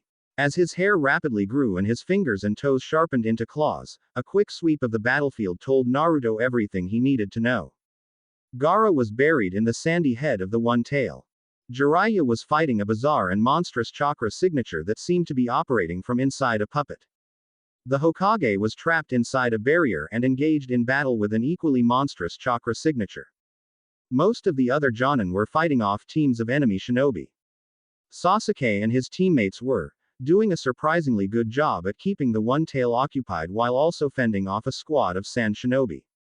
Kakashi was on his way to join them, but when he was suddenly missing half his depth perception, Naruto doubted the Jonin would be able to do much.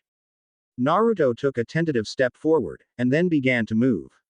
The world moved in slow motion as he raced past Kakashi, past Sasuke's teammates. Running up the walls of the stadium, he leapt onto the One-Tail.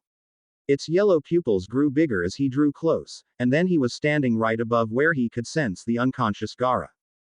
Just as the One-Tail's pupils began to flicker towards Naruto, he ran wind chakra down his tonto and plunged the blade into its sandy head. It let out a roar that blasted his ears and threatened to blow him off, but ignoring it, he wedged the blade back to reveal a head of red hair. It was Gaara, slumbering in a ninjutsu-induced sleep, allowing the beast within to wreak havoc. It would have been simple enough to kill him. Naruto was confident a point-blank Rasengan combined with his speed would do the job. He thought his old self might have gone ahead and done it, heedless of questions, thinking only of what needed to be done. But now, Naruto found himself hesitating. Why? What was different from before, when he'd taken the lives of the Sound Nin with ease? And then it struck him. It was because Naruto had seen this scene before. He had seen it in himself back when he had been reeling from the deaths of his teammates, and given himself over to the Nine Tails. At the time, Kakashi had called out to him and brought him out. Gaara, on the other hand, seemed to have no one to call his name. He was surrounded by enemies. But why? What circumstances had brought Gaara to this moment? What was the difference between them? Was it just that they had been born in different villages? If Naruto had been born the Jinchuriki of the One Tail, would that have been him, buried in the head of a sand monster? In a sense, you're a lot like me. Naruto looked down at the red-haired Jinchuriki below him, and wondered if there weren't others like him in the world. Drawing back his fist, Naruto punched Gaara. The water around her was endless. Yugito couldn't breathe. Her lungs were on fire. Her head felt like it would explode.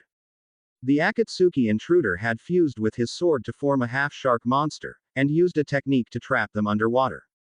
To say the cat-like Two Tails sealed within her was not happy would be an understatement, and while Yugito and the Two Tails didn't get along on the best of days, they had never been as unified in intention as they were at that moment. We need to get out of here. As though privy to her thoughts, Killer Bee, surrounded by a shroud of his tailed beast chakra, swam past her. A short distance away, the monstrous shark-like intruder appeared to be hot on his heels. "I'll distract him," signaled Killer Bee. "Get out." Perhaps thanks to his tailed beast being half octopus, Killer Bee appeared to be handling the lack of oxygen much better than Yugito. But still, to leave would be to abandon Killer Bee in the fight against the intruder, and that she could not forgive. Even if her lungs were about to collapse in on itself. There is a time and place for upholding one's honor, and now isn't it? Yelled the Two Tails. Her life was starting to flash before her eyes. Though Yugito hated to admit it, the Two Tails was right. She wouldn't be much help to Killer Bee if she drowned here. As the intruder chased after Killer Bee, who swam in the opposite direction, Yugito could see the border of the water draw closer to her. With a last weak kick of her legs, she propelled herself forward and then, gasping, she broke out of the water prison. Landing hard on the stone floor, Yugito coughed and took in quick, painful gulps of air. Drained as she was, her water-laden clothes weighed heavily upon her as she pushed herself up, but there was no time to waste. She needed to find reinforcements. Yugito had lost track of time in the fight against the shark intruder, but surely the Raikage and the Clouds Anbu would have taken care of the other intruders by now, the ones causing the explosions above ground. Out of everyone, the Raikage would know what to do. And no matter how powerful the intruder, together with Killer Bee, the pair would be unstoppable. Several sections of the sewers had collapsed in on themselves, and it was with great relief that Yugito finally saw light peeking down through the exit path. Pushing herself to the limit, she sped up, bursting into the open. The sight that awaited her caused her heart to stop. It was not sunlight, but fire, that lit the path. Flickering flames at her feet led to a blazing inferno sweeping through the hidden cloud. The stone structures that had supported their village were now mere chunks of rock, crumbling before her very eyes. The air was thick with smog, and Yugito had to cover her nose and mouth as she made her way to the center of the village. As she drew closer, she caught sight of a giant white bird-like beast in the air. Each flap of its wings caused a ripple in the fire around it. And then there, she could make it out. The dark, hulking figure of the Raikage standing on a platform. But he wasn't alone. There were two figures by him, dressed in the Akatsuki cloaks of black and red. And yet, the Raikage wasn't attacking them. Instead, he was standing very still, while the two beside him conversed. Yugito, who'd been about to jump to the Raikage's side, hesitated. What was going on? Why wasn't he attacking them? Yugito. The voice calling her name came from a charred body lying on the ground that she'd assumed to be dead. The body lifted itself up, and Yugito found herself looking into a familiar face with shaggy white hair. Her stomach plummeted and Yugito dropped to her knees. Darui. She reached out for him, but he shook his head. Get out of here. What happened to the village? And Raikage-sama. They took us by surprise, and bombed the village, then they got to the boss, Darui grimaced. Sorry, I couldn't protect, his voice trailed off. His eyes fluttered shut. Temari wasn't exactly sure what had happened. She and Baki had been struggling to hold their position against the Leaf Shinobi and protect the monster, when something red streaked by. A moment later, the monster let out the most awful, ear-splitting screech she had ever heard in her life. Then, the ground shook one last time, and the monster imploded. Chunks of matted sand began to fall down from the sky. Abandoning her giant fan, Temari dove out of the way to avoid being buried alive. When she got back up, there was suddenly a ninja standing in their midst. He was a feral-looking leaf nin, and he was carrying Gaara's limp body. Temari's eyes widened in horror. Was her brother dead? Gaara. Startled, the leaf nin turned to her. In his arms, Gaara's body twitched, as though he'd somehow heard her voice, and Temari felt relief sweep over her. However, it was quickly replaced with another sense of dread as the leaf nin held a kunai up to Gaara's neck. Call off your men, or I'll kill him. Lightning flashed in the dark clouds surrounding the hidden cloud, followed moments later by the sound of rumbling thunder. Droplets began to fall down from the sky, before turning into sheets of rain. The raging fire in the village had just started to dampen when a bedraggled figure emerged from the sewers, dragging a large body behind him. The body carved a trench in the scorched ground behind him, as the man made his way to the center of the village, where 3 others waited for him. Kisame, dropping his bloody load, took in the blank face of the hulking enemy figure standing in their midst. I see the plan was a success. Given what they say about the rakeage, I must admit I am surprised. The masked figure turned, and Kisame saw the blood red of the Sharingan gleam at him. The man had called himself Madara when they first met, and while Kisame wasn't sure whether he believed him, he knew that at the very least, his power to subjugate Kage under the control of his Sharingan was real. Unfortunately, the genjutsu won't last much longer. He has one of the strongest wills I've ever encountered, said Madara. Well, he just about had to crack when his entire village was getting blown up. Yeah, crowed the man feared as the Hidden Rocks bomber, Deidara. Raising an eyebrow, he then jabbed an accusing finger at the load on the ground. Is that the Jinchuriki? Weren't we supposed to leave them alive? Oh, he is very much alive, Kisame answered. I simply cut off his legs so he wouldn't be able to get away. And what of the 2 tails? Asked Madara. Kisame didn't mince his words. I chose to prioritize the 8 tails capture, and she escaped during the fight. Quote. Very well. Deidara, search for her from the skies. To think the day would come when I'd take orders from Toby, Deidara sighed. Lightning flashed. Thunder rumbled. As the rakeage silently stood guard behind them, a droplet of rain landed on his face, sliding down his cheek. Many years had passed since Onoki had set foot inside the Hidden Leaf's walls, and the first impression he got was that the bastards were doing entirely too well for themselves.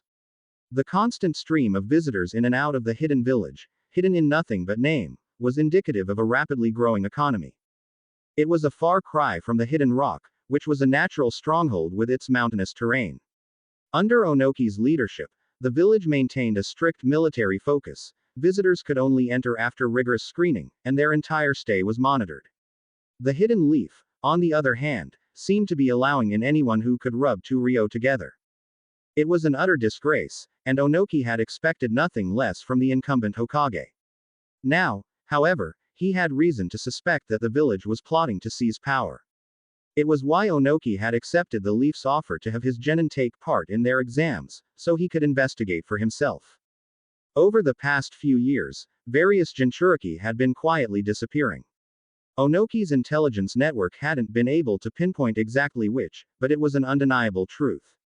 As for where the blame lay, call him senile, but Onoki was no fool. He knew the mercenary organization called Akatsuki was behind it. As a previous client of the group, however, he had not expected them to lay a hand on his village. But just recently, the Hidden Rock had lost their 5 tails Jinchuriki.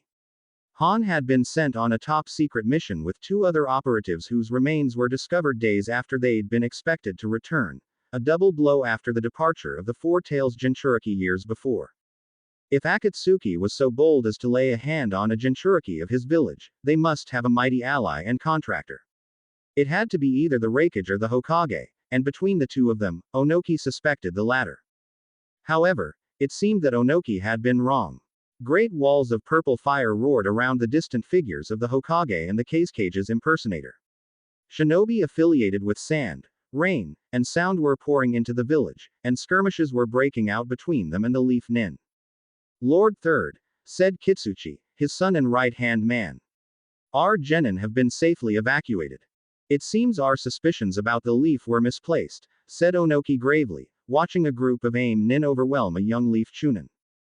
Kitsuchi nodded. What shall be our next course of action? The hidden leaf was on fire. And in a time when their closest allies had all betrayed them, surely, they would appreciate some help. But it would not come from the hidden rock. It was none of their business, especially when they had never formally established an alliance. Onoki's primary concern was to return to his village, and reinforce their defenses. This is not our battle. We will be withdrawing. Yes, sir. Onoki felt the weight of gravity lift from his shoulders, and then he was floating up into the air. As he rose higher and higher, until he was above its walls, the screams of battle grew more and more distant. A war was brewing. Onoki could smell the fumes of death approaching. And unlike the leaf, the hidden rock would be ready. Chapter 39. Blind Animal. Raindrops poured down from the dark sky, overflowing the beaten banks of the hundreds of rivers that winded through Rain Country. Its largest river fed into a lake that surrounded the hidden rain, a city full of swaying metal towers with inhabitants that stole whispered conversations under bamboo umbrellas. Farther out, away from the city, a simpler people rested under thatched roofs, the grass muting the deafening roar of the constant rainfall. Beyond the last hut, the land plunged sharply in a cliff, and thick clouds swept over the edge, filling the floodplains below. It was there, beyond the towers, the huts, and the floodplains, that an immense cave rose out of seemingly nowhere. It lay in a fog so dense, only those who had lost their way could possibly stumble upon the cave. For several years now, the cave had been the hiding place of a gigantic wooden statue. The wood was rough and hewed and shaped in a humanoid form. Holding secrets long since forgotten over a millennia, it had 9 eyes, 3 of which stared unblinkingly out at the other occupants of the cave. A missing nin bearing the slashed Hittite of the hidden waterfall made his way to the center of the cave. On his shoulder, he carried the unconscious body of a large man in armor. Throwing it heavily down on the ground, he surveyed his surroundings with a keen gaze. Don't tell me I'm the first one back. Even after the long chase this one gave me. Kisame is currently on his way back with the 8 tails Jinchuriki, answered a woman's voice. Sitting alone and closest to the cave's entrance sat a young man with white hair. Baring his jagged teeth in a grin, he added, seems like the 2 tails managed to get away, though. A mere setback. It is only a matter of time until we capture the rest, said a deep voice from farther back in the cave. Of his dark silhouette, only a pair of penetrating, ringed eyes could be seen. And now, with the addition of the 5 tails, we are another step closer to our goal. I see several new faces. Am I right to assume these are the new replacements? I've heard a lot about you, said the young man. The immortal bounty hunter, Kakuzu, a source told me that you handed in the bounty of Raiga, one of the 7 swordsmen. You wouldn't happen to know the whereabouts of his sword, Kiba. Kakuzu's pupil-less eyes traveled to meet the young man's. Doesn't seem to ring a bell. I'm sure it doesn't. As the two regarded each other warily, shadows shifted in the recesses of the cave. Slowly, a figure separated from the darkness to reveal a slashed hidden rain Hittite and an expressionless face bearing multiple metal piercings. Let us begin the extraction process. No, said Karen, relishing the taste of the word in her mouth. It was a sight she'd always longed to see. Her teammate staggered before her, a jumble of sagging flesh and intestines. It was a horrible death, and Karen only wished it had been more drawn out. However, judging from all the blood he had lost, he should have already been dead. But as though carried by a wrathful spirit, Burumi stumbled to his feet, face twisted in agony and hatred, and breathed at her, no. You, useless bitch. I'm going to bite every inch of you, until you're screaming, squirming, I'm going to kill you. His words were empty, and yet, Karen felt the smile fade from her face. You're already too far gone. You can't kill me. Burumi spat out a glob of blood, and Karen flinched as specks splattered across her face. When Zosui finds out what you've done, at the mention of the name, Karen involuntarily took a step back, and Burumi grinned bloodily. Hee, he'll suck you dry, just like your mom. And you'll wish you were dead, you watch. His eyes rolling back, he dropped to the ground. The sour stench of urine filled the air. Finally, her teammate was dead. But instead of feeling satisfaction, Karen found her eyes drawn to Burumi's face. His lips were still reared back, frozen in a sick grin. She felt her stomach twist. And then she heaved, hot bile souring her throat. Naruto held the blade of his kunai to Gaara's neck. Call off your men, or I'll kill him. The grains of sand that protected Gaara shivered in place, and Naruto felt the eyes of both Sand and Leaf Nin fixate upon him. It was a bluff, of course. There were too many questions he wanted to ask and too many things he wanted to know about Gaara. Judging from the way the faces of the Sand Nin blanched, however, it seemed they could grasp the ramifications of his threat. We don't have the authority to do that, said a Sand Jonin. We follow only the command of the Cage.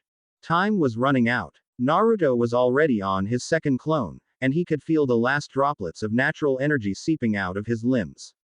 One final push of his senses, and he searched the battlefield for a chakra signature that could have belonged to the Cage, except, there was none. Either your Cage isn't here, or he's already dead, he said. That's right, Kakashi spoke up. He and his Chunin team had been the primary engagers in the fight against the Sand Nin.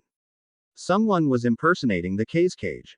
I suspect it was the deed of the missing Nin known as Orochimaru. The Jonin's face hardened. Impossible. Your lies won't shake us. Our allies have barricaded your Hokage with the Cage, and it is our lord who will emerge victor. No, another Sand Nin began hesitantly. They're not lying. I haven't been able to sense the Cage since we arrived at the village. The Sand Kunoichi, Tamari, recoiled. What? That's impossible. I saw Fath, the Cage sitting with the other Cage during the exam. Orochimaru is infamous for his use of a technique that can steal faces, said Kakashi. That may have been the case with the Cage. The Sand Jonin furiously turned on his subordinate, who shrank back. Why didn't you say anything until now? The Cage's escort informed me it was part of the plan. Since when? The growing looks of confusion on the Sand Nin's faces told Naruto everything he needed to know about their involvement in the invasion on the Hidden Leaf. Or perhaps, more accurately, their lack of involvement. It seemed they'd all been played like puppets in a much larger scheme that had taken advantage of the Hidden Sand's struggling circumstances. Lower your weapons, said Naruto. Or the Jinchuriki dies. The Sand Nin collectively turned towards the Jonin, whose face twisted in a myriad of emotions: anger, confusion, doubt, weariness. Tamari stepped forward, her jaw set. Baki. The Jonin dropped his blade to the ground with a clatter. Following suit, the rest of the Sand Nin lowered their weapons. At the same time, Naruto felt his limbs returning to their original state, and as his strength left him, he lowered his Tonto blade from Gaara. The situation was worse than anything Hinata could have imagined. Metal screeched as weapon met weapon. Red painted faces groaned on the ground. Black smoke marred a cloudless sky. Medic, shouted a voice. Snapping back to attention. Focus, Hinata. She hurried to the source, a female Anbu wearing a cat mask. She held an unconscious male Chunin in her arms, who appeared to be bleeding out. Though Hinata couldn't see the Anbu's face, from the tone of her voice, she must have been frantic. I tried stabilizing him, but he's getting worse. As soon as she saw his injury, Hinata felt the panic disappear, leaving behind a sharp, focused calm. Lay him flat on the ground, she commanded. And if any enemy ninja approach, protect us. With a swallow, the Anbu nodded.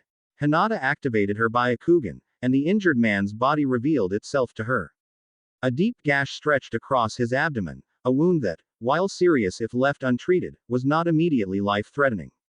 The man's body suddenly spasmed, before stiffening, and a bubble of frothy sputum formed at his lips. Hinata frowned, focusing her survey. Judging from the symptoms, there had to be something else there. It was faint, but obvious now that she knew what she was looking for.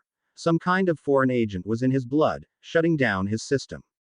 The moment it reached his heart, the man would go into cardiac arrest.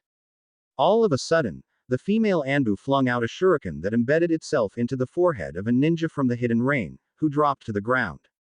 In the same breath, she formed a tiger hand seal before blowing out a fireball at another rain assailant.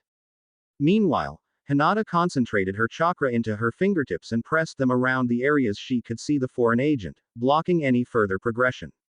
Then, her hands glowing with the faint aura of medical ninjutsu, she guided the worst of it out of his system. Black liquid pooled out of his facial orifices, and the effect was immediate, as the man shuddered once, before relaxing. His eyes fluttered and then opened. Hayate! Cried the Anbu, jumping to his side. Suddenly, Hinata heard a moan. 50 feet away, the foreign ninja that the Anbu had defeated lay on the ground, their bodies scorched and still sizzling. The awful smell of singed meat filled the air. Half their face had melted away, but they were still alive.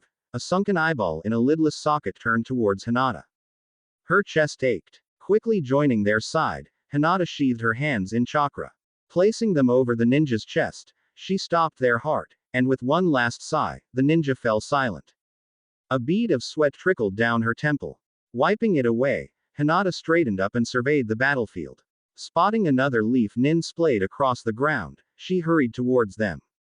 There was much left for her to do. And while she couldn't get to everyone in time, she would do her best.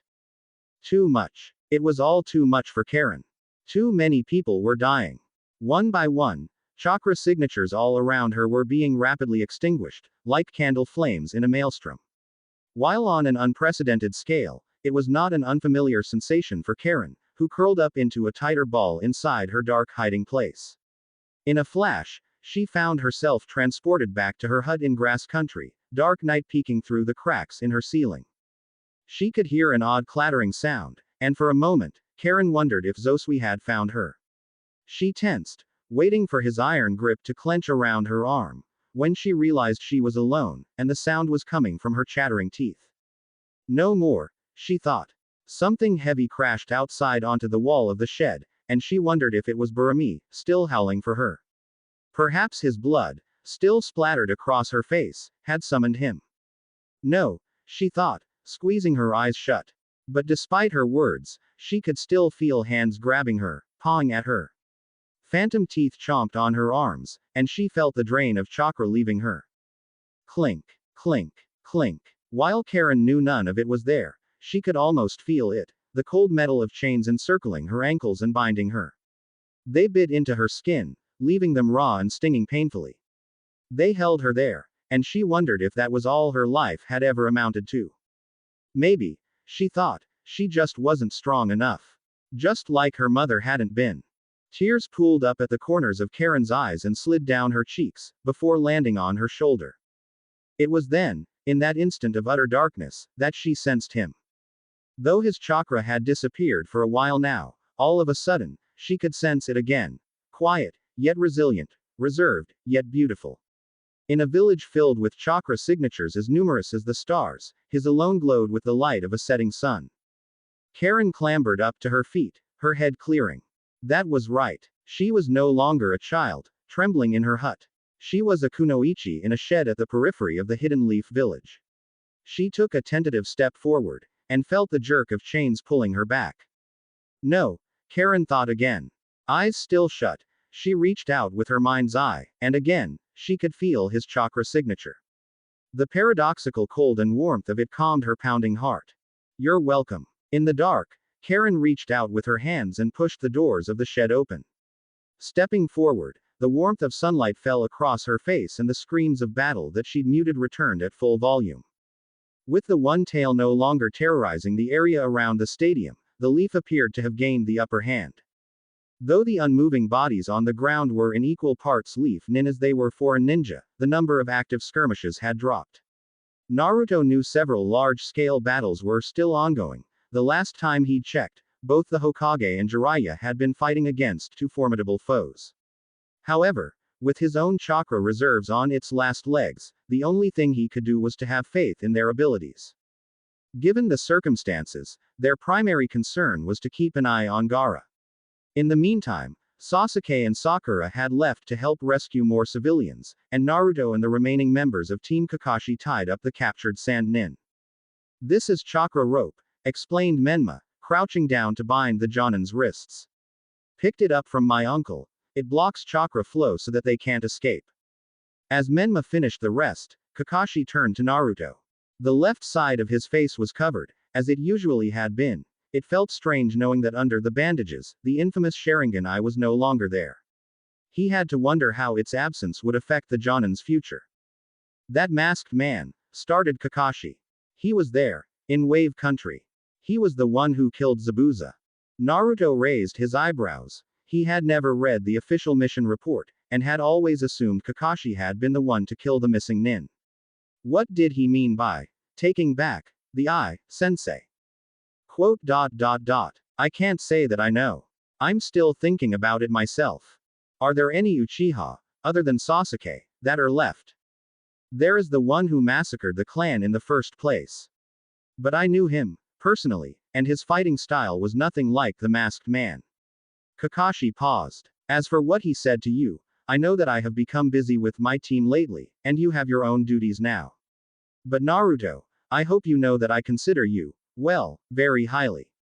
While Kakashi seemed to have lost his usual eloquence, Naruto thought he understood. The answers he had been seeking in the outside world, maybe they'd been here this entire time. Somewhere inside of him, something was starting to take shape.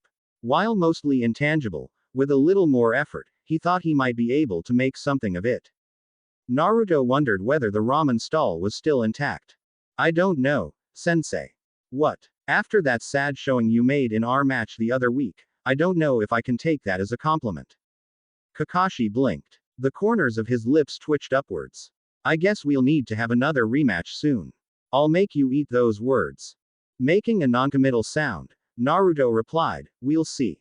You were never this cheeky to me before, Kakashi sighed. All this, just because we're the same rank now. I never took you for that kind of person. You can blame Jiraiya-sensei for that. Kakashi opened his mouth to reply, when suddenly, Menma let out a shout. Shit, he's waking up. Immediately, Naruto jumped up. It was impossible. The blow he had delivered should have knocked him out for at least an hour.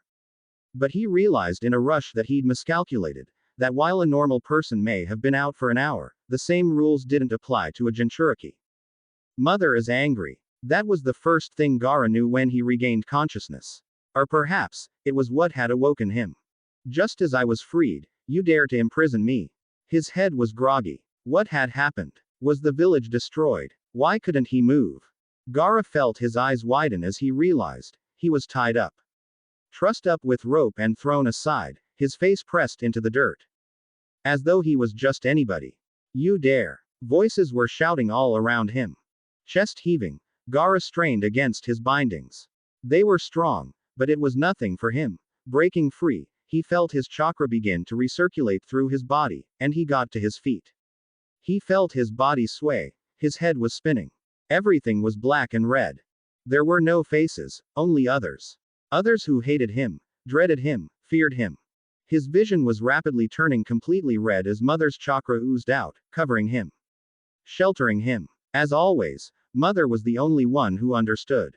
Gaara started to laugh, the sound ringing out harshly from his chest. He wouldn't just give himself up to Mother, as he had when he fell asleep. No. He would become Mother. Gaara. A voice called out his name. Stop. A concerned face with sandy hair appeared before him. Gaara felt his eyes widen. He knew that face. It couldn't be him. Yashimaru. His uncle. How was he here? Had he somehow returned from the dead? Was he here to complete his mission of assassinating Gaara? With a roar, he slashed the air, hearing a satisfying thud. And then silence. It had all happened in the blink of an eye. One moment, Naruto had been talking with Kakashi just outside the stadium. The next, Gaara was awake, and there was a body on the ground. It was the sand genin named Temari. It may have been a fatal blow, for she didn't stir from where she'd landed. Naruto stared at her broken body. While he'd never exchanged words with her, he had noticed her from afar. Ninpo. Shinranshin no Ju, Menma's voice cut off as Gaara let out another roar and swiped the air. A whip of sand lashed out at his bidding. Menma. Kakashi shouted. His gaze followed Menma, who just barely managed to dodge the attack, before jerking towards Naruto. Do you think you can move? Naruto grimaced. His entire body felt like a wooden block. Don't worry about me. I can still protect myself. Despite his words, there wasn't much he could do anymore, frustrating as it was. Maybe if it had been nighttime, with the moon out, he might have been able to dredge up another shadow clone to summon natural energy. But the way he was now, he didn't think he could even summon a normal clone. Please, untie us, shouted the sand Jonin, his face stricken. Temari. After a pause, Kakashi quickly strode over and cut through the Jonin's bindings with a kunai. If you turn on us, there will be no more mercy, he said in an icy tone.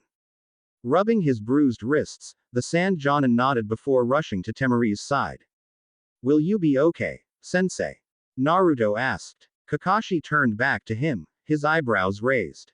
I may not have the Sharingan anymore, but I do still have 1,000 jutsu under my belt, you know. You watch yourself, Naruto. In a flash, he was gone. The emergency painkiller Kakashi had taken was kicking in. The agony in the left of his skull had ebbed away to a dull, manageable pain, and the fog in his head was clearing. Oddly enough, aside from the blatantly missing eye, Kakashi felt good. While some of it may have been from the adrenaline rushing through him, he had always suspected the ever-active Sharingan to be draining his chakra, not unlike a leech. With it ripped away, Kakashi could feel surges of chakra bellowing up from within. Unlike before, Gaara's body had started to undergo transformation. Half his face had distorted into a sand-colored beast with pitch-black eyes, and the same side of his body had grown a large claw and the beginnings of a tail. It was clear he was an uncontrolled Jinchuriki. Kakashi didn't know whether it was out of any fault of the host, or an indication of a faulty seal. Whichever it was, he felt a surge of pity for the boy. The confusion, the hatred, he couldn't help but see something of Naruto inside Gaara. And maybe a little of himself, as well. One tail, he said. It's time you went back inside. Feral eyes veered, and Gaara sprung towards him. Concentrating a churning ball of chakra into his hand, Kakashi dodged the blow. While his aim would inevitably be off, he'd been making mental adjustments with every movement he took, and without hesitation, Kakashi slammed the Rasengan into Gaara's back. It was a direct hit, albeit on a shield of sand that automatically rose up to meet his fist. Making an explosive dust storm upon impact, a half-scream, half-roar sounded. Landing on his feet, Kakashi silently marveled at how little the Rasengan had drained his chakra reserves. Unfortunately, as expected, the attack seemed to have enraged the Jinchuriki more than injured him, as a gigantic claw suddenly jumped out and swiped at Kakashi. Quickly summoning a shadow clone, Kakashi swapped places with it, leaving it to distract Gaara while he observed from the shadow of a shattered building. Kakashi could batter at it however long he needed. It would be tough to get through the sand defenses of the infuriated Jinchuriki. At least, not without an unacceptable level of collateral damage to the village. Sensei, said Menma, appearing beside him. Should I try using my mind transfer jutsu on him? No, Kakashi replied immediately. His mind's too unstable right now. Then what should I do? Before Kakashi could answer, he heard a high-pitched shout in the distance. Naruto. Bodies lined the streets and fire swept across the rooftops, but none of that mattered to Karen. Her chest heaving, the sound of her heart pounded explosively in her ears. Her mouth was dry, her throat sour with bile. Please, make it on time. Karen didn't know what had happened, but in the space of mere minutes, somehow, his chakra signature had grown weak, weaker than she'd ever seen it before.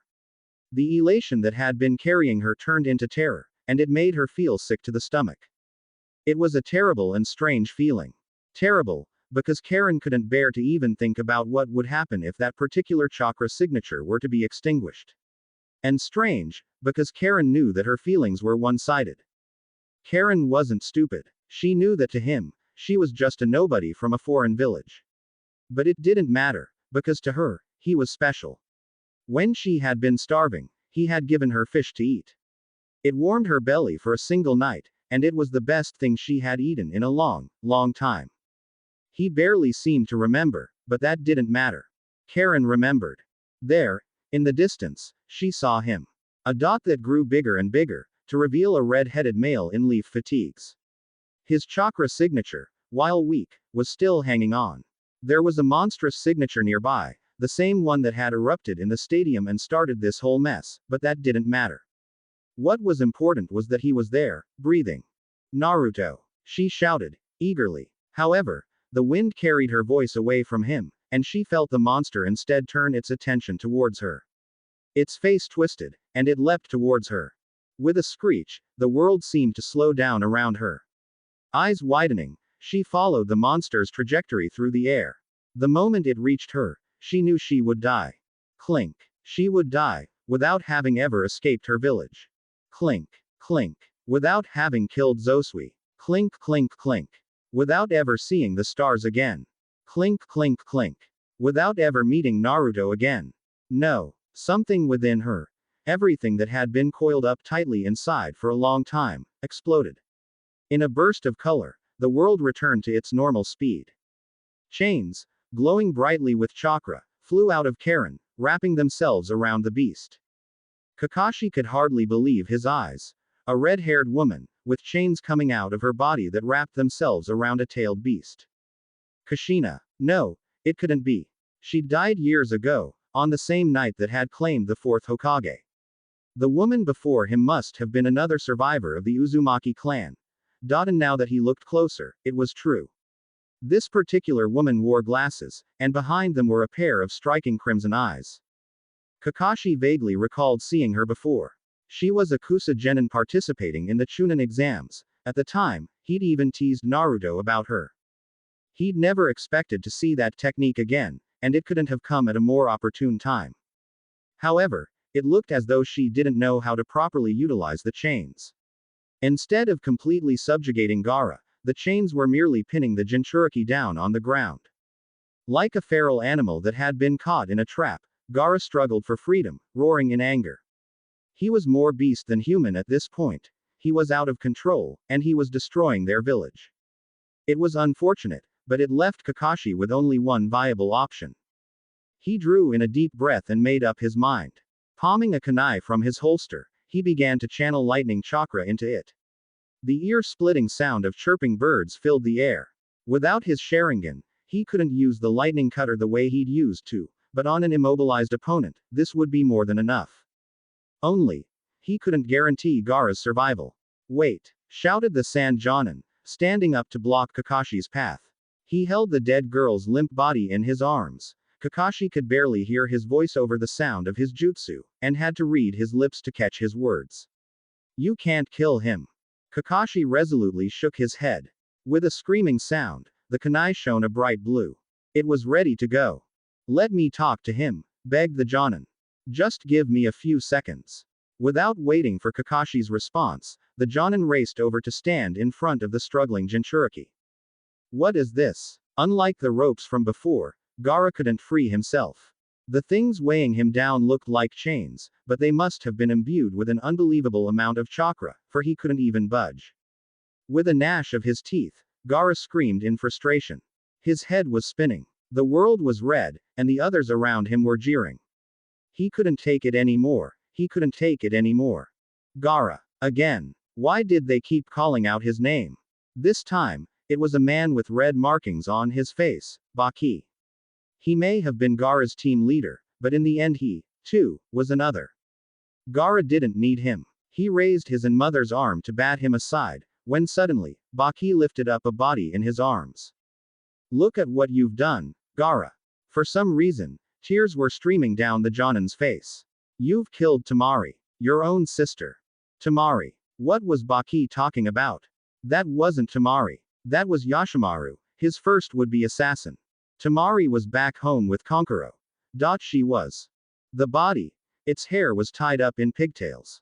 And her frame. It was a woman's body. Gaara froze. Temari. Suddenly, through the red haze, he remembered. His sister had accompanied him to the Chunin exams. They'd had ramen together just a few nights ago.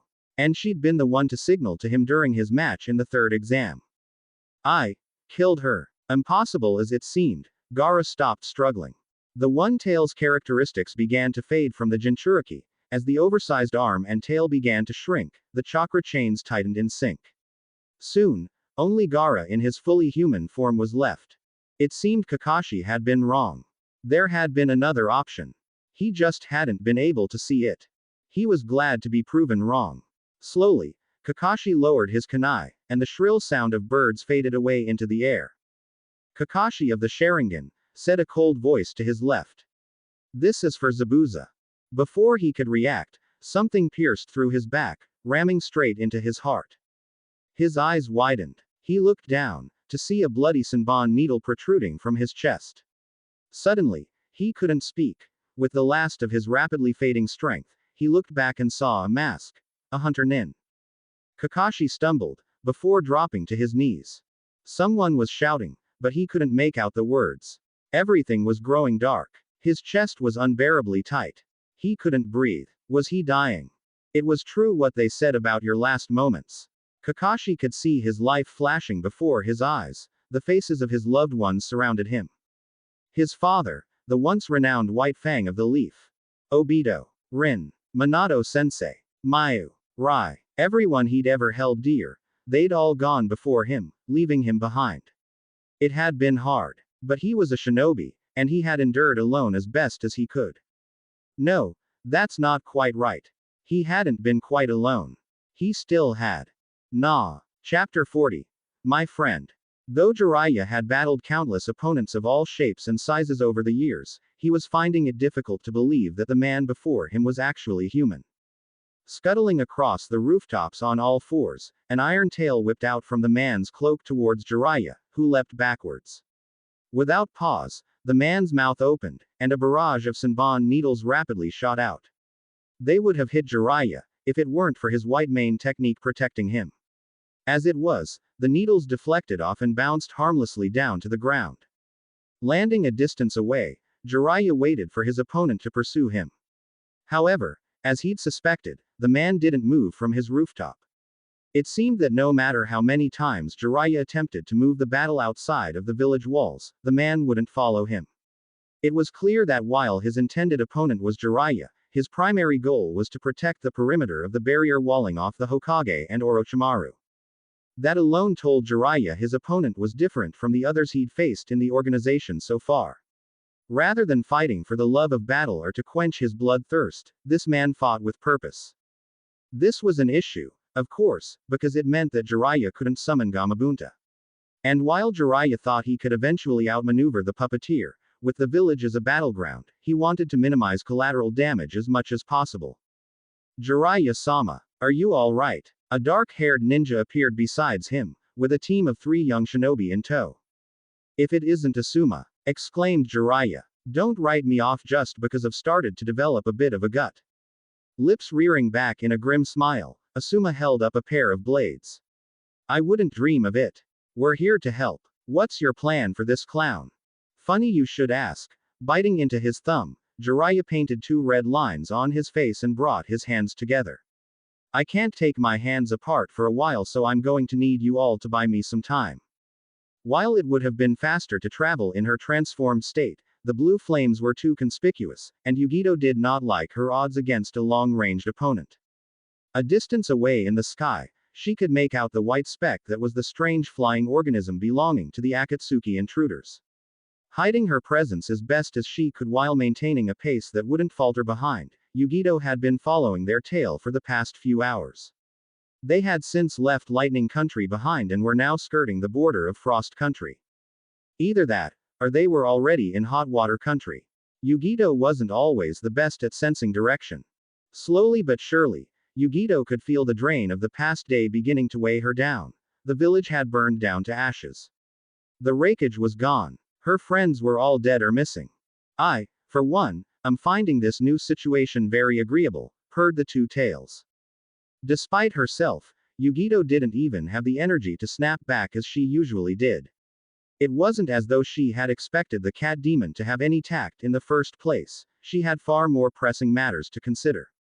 Unexpectedly, her silence seemed to unsettle the 2 tails, and it fell blissfully silent, allowing Yugito to think as she raced through the tundra, eyes fixed on her target.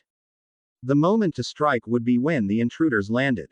Whether her opponents were number 1, or 2, or the entire Akatsuki organization, it didn't matter. Yugito didn't know if Killer Bee was even alive, nor what the Akatsuki were trying to accomplish. But she couldn't leave him behind. Not again. Watch out. Asuma, who had been weaving in and out of their opponent's offensive, let out a roar as another storm of Senbon rained down on a rooftop. His lone female student threw herself out of the way in the nick of time, when suddenly, she froze, collapsing in a heap of limbs. A small gash on her arm gleamed bright red, it seemed a single needle had brushed against her.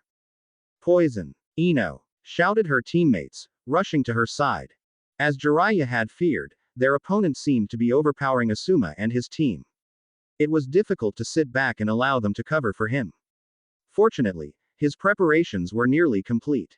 In a burst of cloudy smoke, two toads appeared on his shoulders. Fukasaku and Shima, his longtime allies who gathered natural energy for him. And I thought you didn't like this form, said Fukasaku. Jiraiya grimaced, as he felt his nose growing bulbous. Now is not the time to be particular about my appearance. His senses rapidly scaling up, Jiraiya noticed something interesting about his opponent. Everything he could see of the man, whether it was the face, oddly stiff in its movements, or the tail, appeared to be connected to thin chakra threads. A puppet. That explained the unnaturalness of his enemy. It wasn't human after all, but a puppet. Jiraiya had heard of the rumors of the master puppeteer within the Akatsuki's ranks, and now he had a face for the name. Sasori of the Red Sand. Unlike a normal puppet, however, the chakra threads appeared to be leading inwards. Jiraiya had never seen the like, and yet the more he thought about it, the more sense it made. Was the actual puppeteer inside the puppet? Fall back. Jiraiya shouted to Asuma. Take your team to safety. Asuma grimly regarded his student, before looking up at the rooftop beyond Sasori, at the violet barrier surrounding the Hokage and Orochimaru. Looking torn, he said, please, protect my father. You underestimate that old man, said Jiraiya. He'll be fine. His tone must have been overly jovial. Asuma only responded with a grim nod, before picking up his student and disappearing. The sage, Jiraiya, said Sasori, the puppet's tail arched inquisitively. I've heard much about you. You will make a most excellent addition to my collection. It happened in the blink of an eye. Shima and Fukasaku's tongues burst out, and Jiraiya leapt forward. One muscular tongue wrapped around Sasori's tail, neutralizing it, while the other bound the puppet's mouth. Jiraiya pulled back his hand to Rasengan the puppet to oblivion, when Sasori raised his left arm, revealing what appeared to be a torpedo. A good puppet master always had another trick up his sleeve. But, they had never had to face off against a toad sage. Jiraiya's white mane rose up to defend him from the impending shrapnel, and his fist connected solidly with the head of Sasori's puppet. The puppet was surprisingly durable. While it was a blow that would have pulverized anyone else's head into pieces, in the case of the puppet, its face caved inwards, before the entire puppet blew back, spinning bodily through the air. It crashed into the roof of a nearby building, sending the entire infrastructure crumbling to the ground. Jiraiya winced. Oh dear. Jiraiya, chided Shima.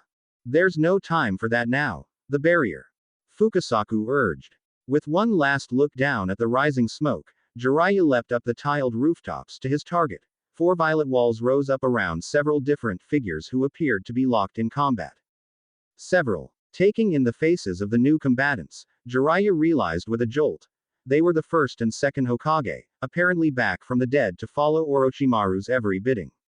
Just what had his old teammate been up to over the years? Several Anbu, apparently helpless to do anything besides shout verbal encouragements, observed the battle from outside the barrier. Even if the shape and form are the same, they're neither the first nor second Hokage. Quote. I know, responded the third. Despite his words, Jiraiya knew his teacher. The internal turmoil he must have been feeling at fighting the previous Hokage would no doubt cause him to subconsciously hold himself back. Jiraiya had to step in, and fast. Besides, this was his fight. But before he could make a move, Jiraiya tensed, and leapt up, just as a wave of puppet arms crashed into the rooftop. As he flew back, he looked down to see a red-headed man in Akatsuki robes regarding him from the ground. A large, hulking puppet hovered in the air behind him. I'd been wondering when you'd clamber out of that wreckage, Jiraiya called out. Ajisai's mission had seemed simple enough. Keep an eye on the Jinchuriki, and if it seemed like he was going to get away, crush the wooden scarab they'd given her. Presumably, it would alert whoever was controlling the scarab. However, it was easier said than done, as was usually the case. Once the Jinchuriki transformed, Ajisai and Haku were forced to retreat, and Ajisai was forcibly reminded of the existence of powers she couldn't even fathom. It was another awe-inspiring display of Lord Payne's prowess, and she was honored to be even given the chance to observe from afar. But for some reason, this time, Ajisai found it harder to swallow than usual. Surprisingly, the hidden leaf didn't back down without a fight. After several others kept the beast at bay for some time, Ajisai watched in disbelief as a leaf nin eventually showed up and, with a single blow, forced the beast to transform back into the Jinchuriki. It was a world utterly unbeknownst to her, and Ajisai was prepared to crush the scarab when Haku stopped her with a shake of his head.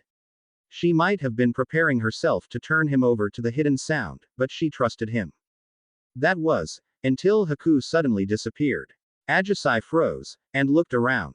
Where had he gone? While he'd been quiet all day, she had attributed it to the mysterious seal. All of a sudden, she began to frantically wonder if he'd somehow overheard her conversation with the Jonin. In a flash, Haku reappeared.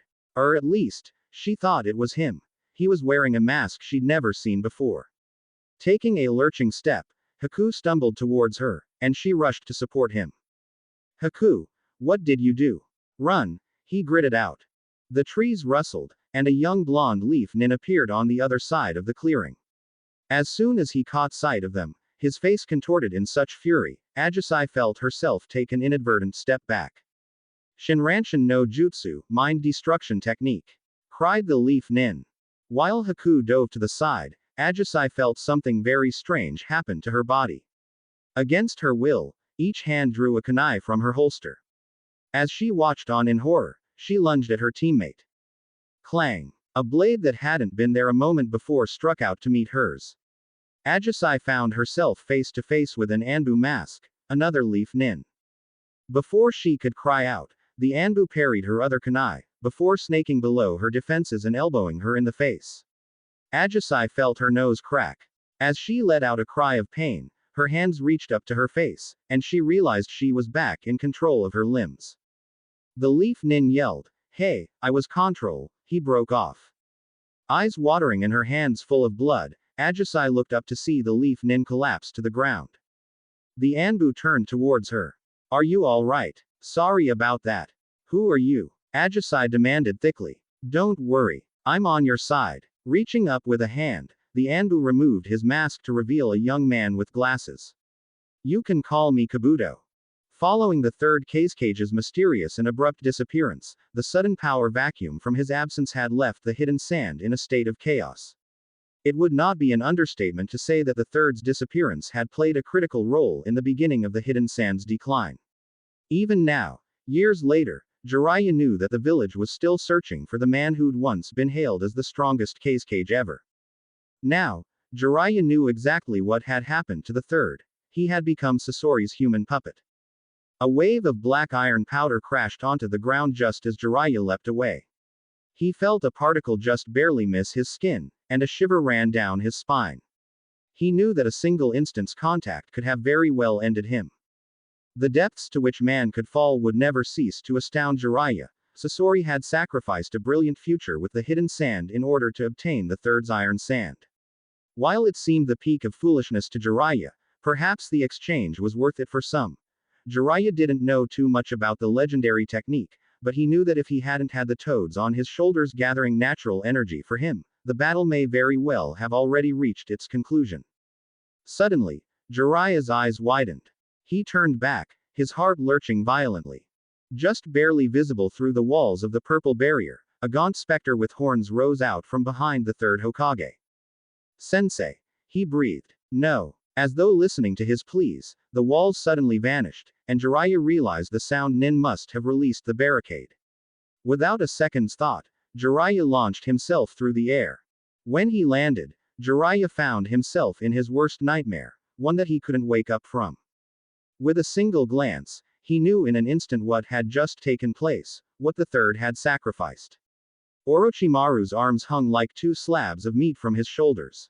His stricken eyes were fixed on the third as the latter fell lifelessly to the ground. Sensei! Cried Jiraiya, rushing to his teacher's side. He propped up the third on his lap, shaking him, all the while knowing it was futile. The Reaper death seal was unbreakable, and no matter what, the user paid the price with their life. The third stirred, his mouth drawing back in a last smile. Jiraiya, I leave it to you. And then he was gone. In the stark sunlight, without the shade of the Hokage's hat, Jiraiya saw how lined the third's face had become over the years. Bowing his head, he carefully lowered the body to the ground, marveling at how someone once regarded as a god could have become something so fragile. Let's go. He heard Orochimaru grit through his teeth to his subordinates, who jumped to their leader's side. I leave it to you. Standing up, Jiraiya took in a deep breath. He looked towards Orochimaru. There, in his gaunt face, Jiraiya found no trace of sadness or regret. There was only anger and hatred, and he felt his heart lurch at the realization. Jiraiya took a step towards Orochimaru. And then another. To the others watching, all they must have seen was a blur. But to Jiraiya, each step that brought him closer seemed to stretch into eternity. Eventually, there shall come a day when you will be forced to make a critical decision. That choice you make will decide which way the change goes. He had run from this decision for years, refusing to choose. He had hoped that by sticking to the path of a pacifist, it would all work out on its own. That he could become someone who could change the hearts of people with his stories, that his fragmented team would each find their way home. However, after having hoped and waited for so long, the third was gone and the village was in flames, and all at once, Jiraiya understood, some people didn't change. Not because they couldn't, but because they chose not to. While it was a bitter pill to swallow, Jiraiya knew that he couldn't run from it any longer. Memories of the past flashed through Jiraiya's head as he drew close. Orochimaru's eyes widened. Fukasaku and Shima's tongues thrust out at Orochimaru's subordinates, batting them aside. They had once fought on the same team, and Jiraiya had loved Orochimaru as a brother. He would have done anything for him. He would have died for him. Jiraiya pulled back his arm, a mass of chakra churning wildly in his hand. Goodbye, my friend, he said soberly. A lone man, dressed simply in mesh armor and pants, staggered from the forest clearing surrounding the hidden leaf. Momentarily hunching over on his knees to catch his breath, he glanced up at the sight of rising smoke from beyond the walls. A shadow of a grimace twisting his mouth, he ripped off his Hittite and threw it to the side. A slashed leaf briefly gleamed in the light before tumbling to the ground. The man lurched forward, his mind racing. He had never expected to return to the hidden leaf this way, a skeleton of his former self, muscle withered away to skin and bone. It hurt to even breathe, so walking was excruciating. And yet, he had to move, so he did, joints creaking in protest with every step he took, lungs burning with every cough. It was after what felt like an eternity that the man reached the gates.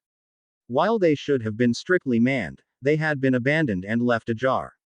Nonetheless, feeling some trepidation, he stepped inside, waiting for a challenge that never came. All too easily, the village sprawled out before him. He felt his stomach plummet. Even way out here, the bodies on the streets were plainly visible. While most appeared to be ninja killed in action, he could make out the remains of some unlucky civilians as well, and the sight caused his heart to ache. It was a pain even more visceral than the one he felt every waking moment. He would have wept if he'd had the strength. What had been the point of it all? Had so many innocent lives been sacrificed for the mere purpose of staving off the leaf's destruction? He had once left the village a traitor and a murderer, and he now returned to it a dying man. He had been foolish to think that all of his plans could have made a difference. Despite his efforts, everything had gone awry, leaving him with nothing but the sense that he was a lone cog in a machine that followed no one's bidding. Still, this was his last chance. He didn't know how much longer he had left, days, hours. It was time to put all of his plans to the side. What mattered now was that in whatever time he had left, this was his last chance to deliver all the information he had gathered over the years. His last chance to see his brother. Thank you for watching. If you enjoyed the video, be sure to like, comment and subscribe, as well as checking out the author on fanfiction.net.